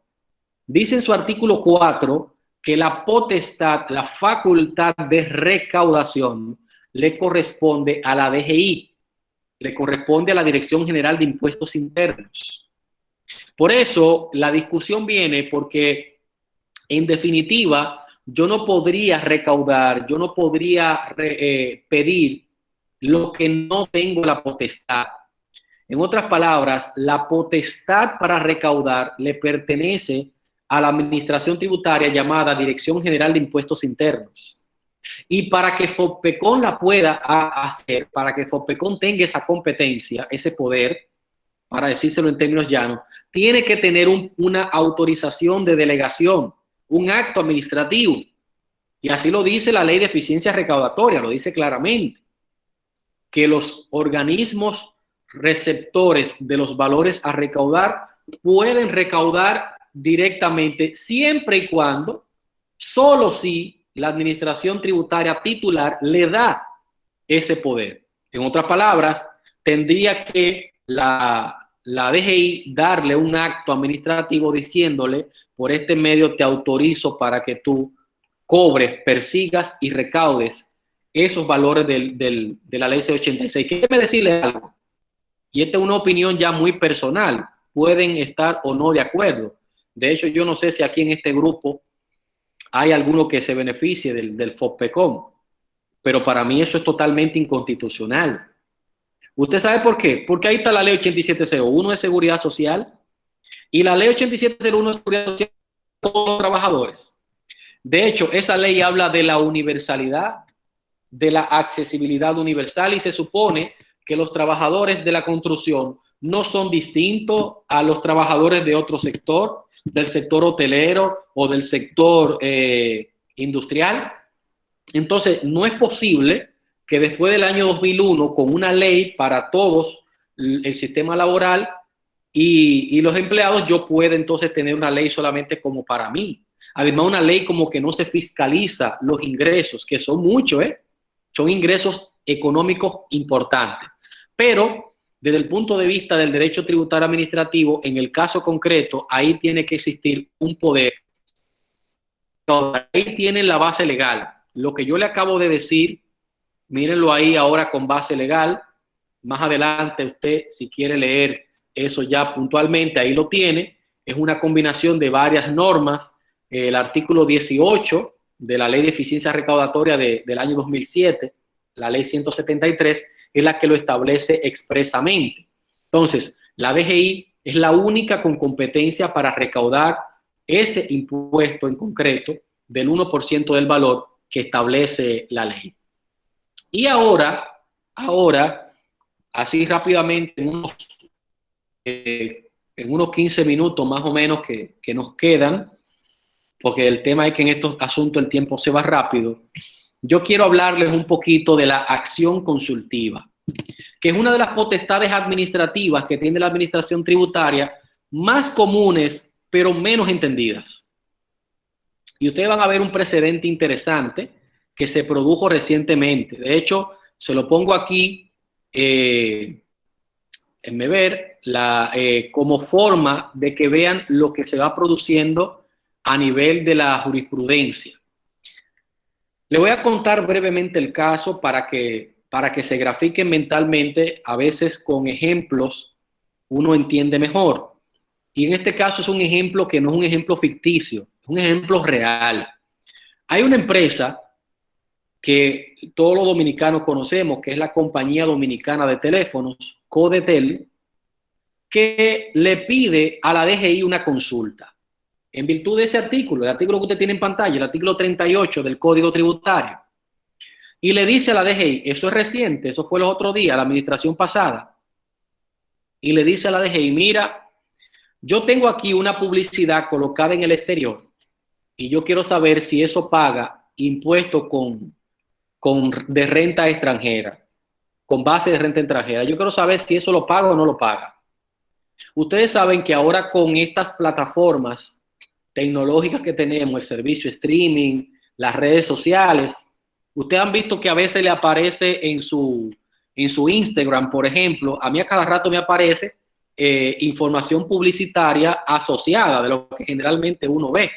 Porque lo que a veces uno no capta es que cuando usted le da con el touch, con el dedo a algo que le llamó la atención, automáticamente hay un algoritmo, a propósito del algoritmo aquel, hay un algoritmo que le dice a la máquina lo que a usted le interesa y entonces le va a mandar ese tipo de publicidad a su Instagram. Entonces hay gente que paga publicidad. Yo mismo he pagado publicidad para temas académicos, para promocionar un curso que voy a impartir, una maestría, etcétera. El punto es que así mismo lo hacen las empresas. Y en este caso, Codetel le paga a una empresa extranjera que está ubicada fuera del territorio nacional para que le coloque una publicidad así a través de redes sociales.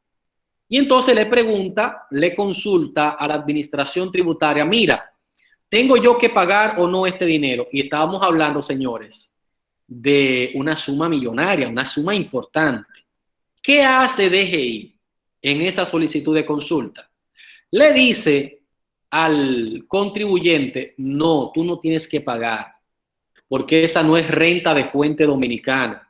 O sea, los ingresos se han producido en el exterior, así que tú no lo tienes que pagar. ¿Qué hace Codetel? Ni tonto ni perezoso. Ah, todo eso cuarto, ya yo no lo tengo que pagar, lo utilizo en lo que yo entienda. Pero como este es un país pequeño, y ustedes saben como dice el refrán, pueblo chico, infierno grande, hay otra empresa nacional, otra empresa local, que está en el mismo escenario que Codetel. Y se enteró de la consulta que le dieron a Codetel. ¿Qué hace la empresa que está en el mismo escenario?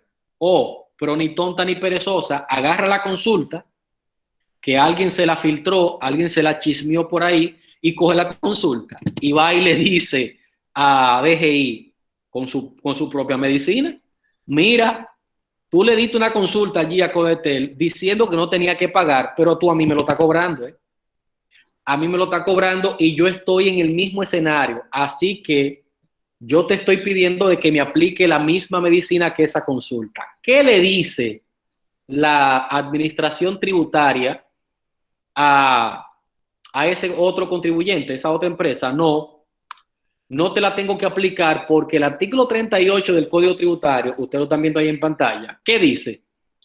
Que la administración tributaria podrá ser consultada cuando tuviera un interés personal, pero esa consulta, déjenme poner el artículo concreto aquí está. Esa consulta solamente es vinculante ¿para quién? Para la administración y para el consultante. En otras palabras, lo que le estaba diciendo la DGI a esa otra empresa era, la consulta que yo le di a Codetel es nada más entre nosotros dos, para ti no aplica, para ti no va. Y la pregunta que uno se hace es, si eso es justo.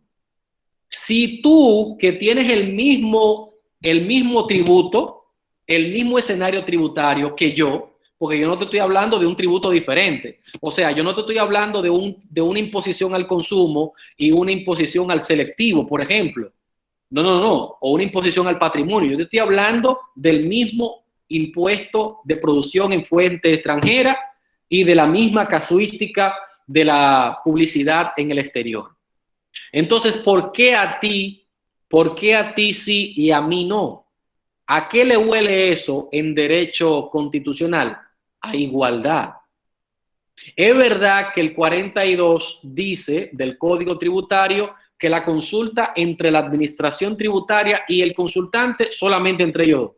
Pero miren lo que ha dicho ahora la jurisprudencia reciente, porque esa jurisprudencia que vamos a ver es del año 2019. Miren primero un ejemplo acá. Esta consulta, lo que tienen ahí en pantalla es una consulta real que se hizo por un contribuyente en el año 2016. Y le pregunta a ese contribuyente a la administración tributaria. Eso era cuando estaba por entrar la ley 107.13, la ley esta de derecho administrativo que le hablaba ahorita. Esa ley, para ponerlos en contexto a los que no la conocen, dice lo siguiente: para el recurso de reconsideración, el plazo es de 30 días. ¿Pero qué dice el Código Tributario para el recurso de reconsideración? Que el plazo es de ¿cuánto? De 15 días. Pero como la ley 107 es posterior y es una ley general para la administración, el plazo entonces ya no es de 15 días, sino de 30 días para el recurso de reconsideración. Entonces, esa oficina de asesoría fiscal, le pregunta al entonces subdirector jurídico de impuestos internos en ese momento, que era Roberto Rodríguez, le dice: mira, Roberto, yo quiero que tú me digas si son 15 o si son 30 días para el recurso de reconsideración, para yo saber, porque yo estoy recibiendo recursos de cliente a cada rato, entonces yo quiero saber si son 15 que voy a utilizar o si son 30. ¿Qué le dice DGI a ese señor? No, Roberto, no son 15, son 30. Ahora yo le pregunto, esa respuesta de 30 días, ¿es solamente para él? No, eso es para todos los contribuyentes que estén en el mismo escenario. Así que esa consulta en particular, relativa a un tema procesal, es vinculante para todos los contribuyentes porque se trata de una norma de aplicación general. Ahora bien, en el caso anterior que yo les acabo de colocar, no estamos frente a un tema procesal, sino que estamos hablando de un tema básicamente de la base imponible del impuesto. Y entonces ahí fue cuando se produjo este caso que está contenido en esa sentencia que ustedes tienen ahí en pantalla. Yo les comentaba, es un caso reciente. Fíjese que la sentencia es del año 2019. Usted sabe lo que le dijo el Tribunal Superior Administrativo a esa empresa, que llevó la consulta, llevó la consulta de Codetel, le dijo a esa empresa: tú no puedes tratar a dos contribuyentes de manera diferente frente al mismo hecho jurídico. Tú tienes que tratarlo con la misma vara, porque el artículo 38 de la Constitución, ¿qué dice? Que todos somos iguales ante la ley sin importar discriminación por raza, color, sexo, lo que ustedes saben. Por lo cual, si tú tienes un escenario, como en el caso de esa consulta, igual, idéntico que al que ya fue consultado, entonces se le debe aplicar la misma regla, la misma medicina. Y fue lo que le dijo aquí el tribunal en esa sentencia. Y ya finalmente el cambio de criterio de la consulta solamente puede ser cambiado para casos futuros, que esa es otra cosa que la administración tributaria aparentemente estaba olvidando en ese caso del año 2019, o que se conoció en el año 2019, pero se inició en el año 2018. La consulta o el cambio de criterio, porque la administración tributaria puede cambiar de criterio cuando da una respuesta, cuando da una consulta a un contribuyente, pero solamente puede cambiarlo para los casos que no han sido decididos o para los casos que están por llegarle a la administración. Para el caso concreto que ya fue resuelto, ya no hay forma, ¿Por qué? Porque estaría afectando derechos del contribuyente ya consultado, ya con una solución dada. Por eso, ese cambio de criterio solamente se puede dar en esos dos casos y, como dice el texto, mediante una norma de carácter general tiene que hacerse la publicación de la información. Y finalmente, señores, porque ya, como les dije, vamos a dejar unos minutos a ver si luego hay alguna inquietud. Yo quiero cerrar esta parte de esta actividad con esta reflexión. El ejemplo del semáforo. Yo siempre he dicho, y miren que les habla alguien que tiene ya 16 años administrando justicia. Como dice un compañero mío de la corte, 16 años detrás del Cristo crucificado. Porque en un tribunal saben que en el estrado hay una imagen del Cristo crucificado. 16 años administrando justicia. Y yo le puedo decir a usted, con toda seguridad, que la gente no cumple con la ley porque sea buen ciudadano, ¿eh? La gente no cumple con la ley porque sea buen cristiano. La gente cumple con la ley por temor a la sanción, por temor a la consecuencia jurídica. Y para mí el ejemplo del semáforo es lo más elemental en este caso. ¿Cuál es el ejemplo del semáforo? Simple.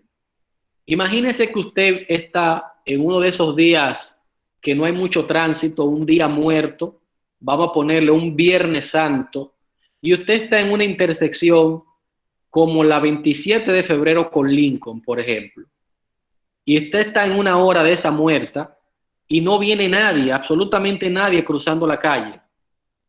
No hay AMET, no hay policía de tránsito por ningún lado, pero el semáforo está en rojo. Pero usted quiere llegar a su destino porque va rápido. ¿Qué usted hace en ese caso? Y es una pregunta que formulo para que usted se la conteste internamente. ¿Usted se queda y espera que cambie el semáforo, aunque no venga nadie, aunque no haya ningún AMET, y espera ahí civilizadamente hasta que cambie la luz a verde? ¿O usted cruza en rojo? Total, nadie lo va a ver. ¿Qué usted haría? Yo le respondo, la gran mayoría de nosotros, para incluirnos, nos llevamos el semáforo en rojo. Bueno, no viene nadie, no hay un AMET en la esquina, no pasa nada, me voy. Ahora, el mismo escenario con la misma persona, pero en Estados Unidos de Norteamérica. En una intersección en Estados Unidos, en cualquier, lo mismo. No viene nadie, no hay policía de tráfico por ningún lado. ¿Qué usted hace? ¿Usted se va o usted espera? Usted se queda ahí, mire, aunque el semáforo cambie en 5 minutos, usted se queda ahí parado. ¿Usted sabe por qué? Porque usted sabe que si usted cruza, aunque no haya un agente de la MET o de la autoridad metropolitana, o en el caso de ellos, un agente de tráfico, usted sabe que en su casa, en la puerta de su casa, le va a llegar ese bill con una multa de 100 o de $200. Tiene una consecuencia jurídica, tiene un cumplimiento. Entonces, lo que le quiero significar es que esto de la administración tributaria, hay mucha gente que no paga los impuestos. Hay mucha gente que va de los impuestos y eso provoca un desincentivo en el que sí lo paga. Porque el que lo está pagando le dice, mira, pero yo estoy pagando impuestos, ¿y por qué tú no pagas en tu empresa? Ay, muchacho, tú sí estás pendejo. Yo voy a dejar que mi empresa que está comenzando me la quiebren pagando impuestos. No pague nada, que no te van a hacer nada. Ese es el sistema, ¿eh? Y se inventan programas. Aquí hay gente que compra comprobantes fiscales, señor, que los compra paquetes de comprobantes fiscales a otra empresa que le sobraron para simular gastos. Entonces la gente no incumple con la norma porque sea buen ciudadano, es por la sanción que puede venir. Ahora mismo, hay 2 grandes empresas cuyo nombre yo no voy a mencionar, pero que seguro ustedes conocen, 2 grandes empresas del ámbito licorero nacional que están siendo conocidos procesos penales por defraudación fiscal. Y estamos hablando de sumas multimillonarias. Pero usted se pregunta, ¿por qué esas grandes empresas de grandes marcas reconocidas aquí en el país y fuera del país se prestan a ese tipo de cosas? Bueno, posiblemente porque en un momento determinado de la historia gubernamental no encontraron una mano suficientemente severa para exigir lo que la misma ley manda. Y ahora se están viendo en ese espejo. Es decir, el cumplimiento normativo por parte de la administración tributaria o cualquier administración tiene que ver con esa consecuencia jurídica y depende mucho de quién la dirija para que se pueda convertir en una realidad. Así que, señores, de mi parte hemos llegado a esta parte final. Yo creo que cumpliendo así kilométricamente el tiempo que nos fue pautado, Luis Manuel, lamentablemente la virtualidad, como le dije ahorita, hace eso. Ojalá que en algún momento tengamos este encuentro, Dios mediante, yo sé que sí, porque ya nos estamos vacunando todos. Yo estoy vacunado, yo tengo las 2 vacunas, señores, y la tercera y la cuarta y la quinta yo me la voy a poner, ¿eh? Vamos a estar claros, porque los que hemos tenido gente que hemos perdido de cerca, sabemos esa realidad. Y se lo está diciendo a alguien, no que le contaron.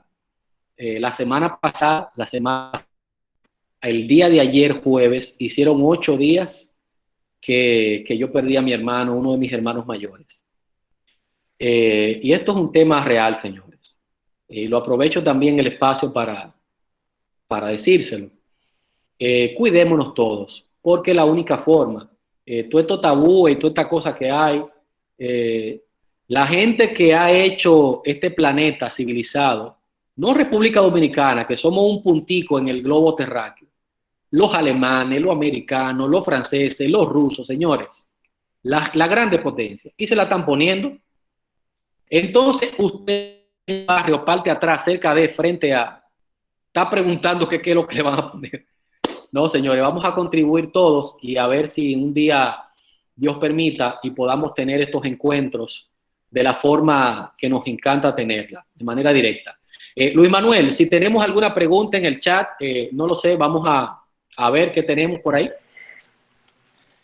Agradecemos excelente participación del magistrado Argelis, de un deleite. Siendo honesto, uno se ha mantenido a la expectativa y creo que ha transmitido informaciones claras y creo que también de uso común, de manera de que podemos cambiar nuestra perspectiva, nuestro lenguaje e incluso ideas de cosas populares que a través de los años se han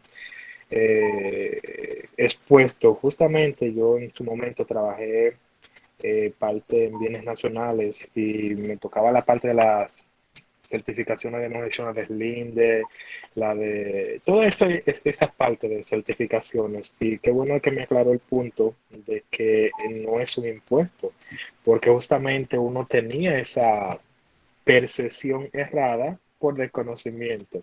Pero gracias por eso y otros valiosos aportes. Me gustaría saber, las personas de que tengan preguntas pueden ponerla acá en el chat y vamos a estar dando la respuesta debida. Adelante.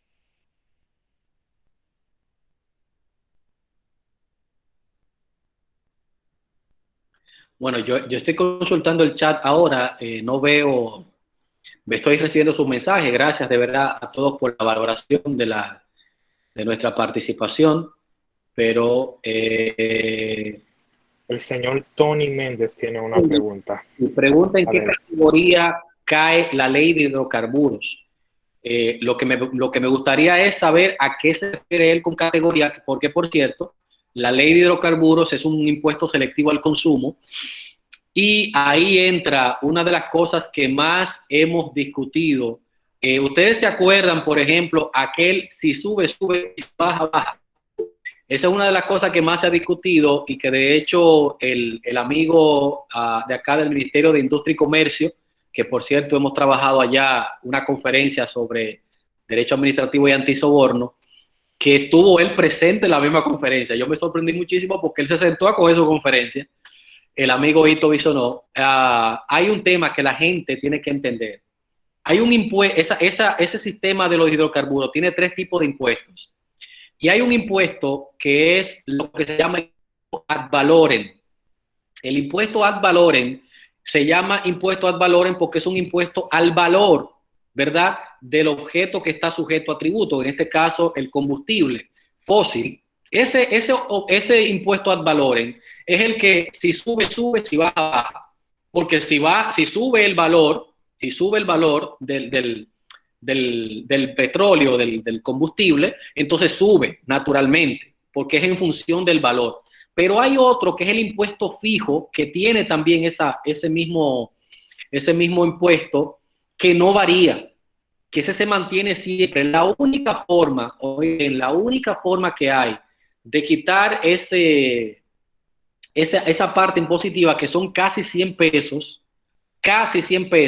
eso significa que si el galón de combustible, la gasolina regular ahora mismo anda por los 200, ¿cuánto? 230 y pico, 240 y pico. Si usted le quite esos 100, estaría en 100 y pico.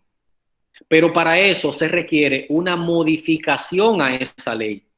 Una modificación a esa ley. La única forma para hacerlo es con una modificación a la ley congresual, porque todavía quiere el ministro de Industria y Comercio hacerlo, no puede. Esa es la realidad, señores. Y esto no es un tema de ser complaciente con nadie, es un tema de lo que dice la ley. Se lo dice alguien que tiene que viajar cada rato y cada vez que hay que pagar ese combustible uno lo siente.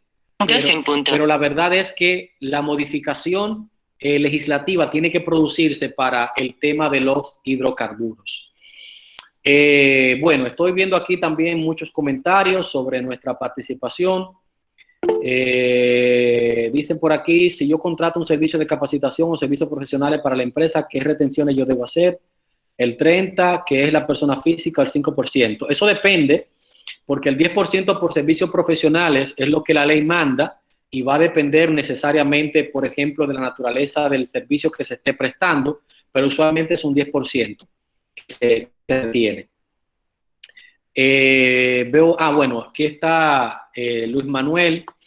Luis Manuel, me gustaría que me mandes un correo a mi correo para yo acordarme de mandarte la presentación. Y por ahí mismo te la mando. Mi correo, bueno, tú lo sabes, tú lo conoces. Sí, no se preocupe. Así exhortamos a los participantes a que me puedan escribir a mi correo institucional para ya luego que yo tenga la información poder remitírsela a cada uno de ustedes. Bueno, ahí en pantalla, perdón Luis Manuel que te interrumpa, que no me estaba fijando, ahí en pantalla tienen los contactos, está el correo electrónico que me llega directamente aquí al celular y están las redes sociales donde usualmente también publicamos sobre todo cursos y talleres y ese tipo de cosas. Y ahí también nos podemos mantener en contacto. Entonces, no sé, Luis Manuel, si hay algo más. Vamos. Bueno, cualquier otra inquietudes pueden comentar al correo mío y yo se la estaré pasando al facilitador y así se van respondiendo.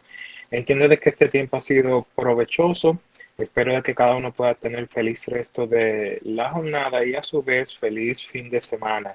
Gracias facilitador, gracias a nuestras autoridades y gracias a cada uno de ustedes que nos permitieron compartir con ustedes esta conferencia virtual. Así que adelante, y creo que cada aporte, como diríamos popularmente, cada granito de arena va a construir una ciudad y cada uno de nosotros somos responsables de eso. Así que feliz resto de la tarde, profe, mi cariño, mi respeto. Un placer, mi hermano, de verdad que siempre sí. Es un gusto.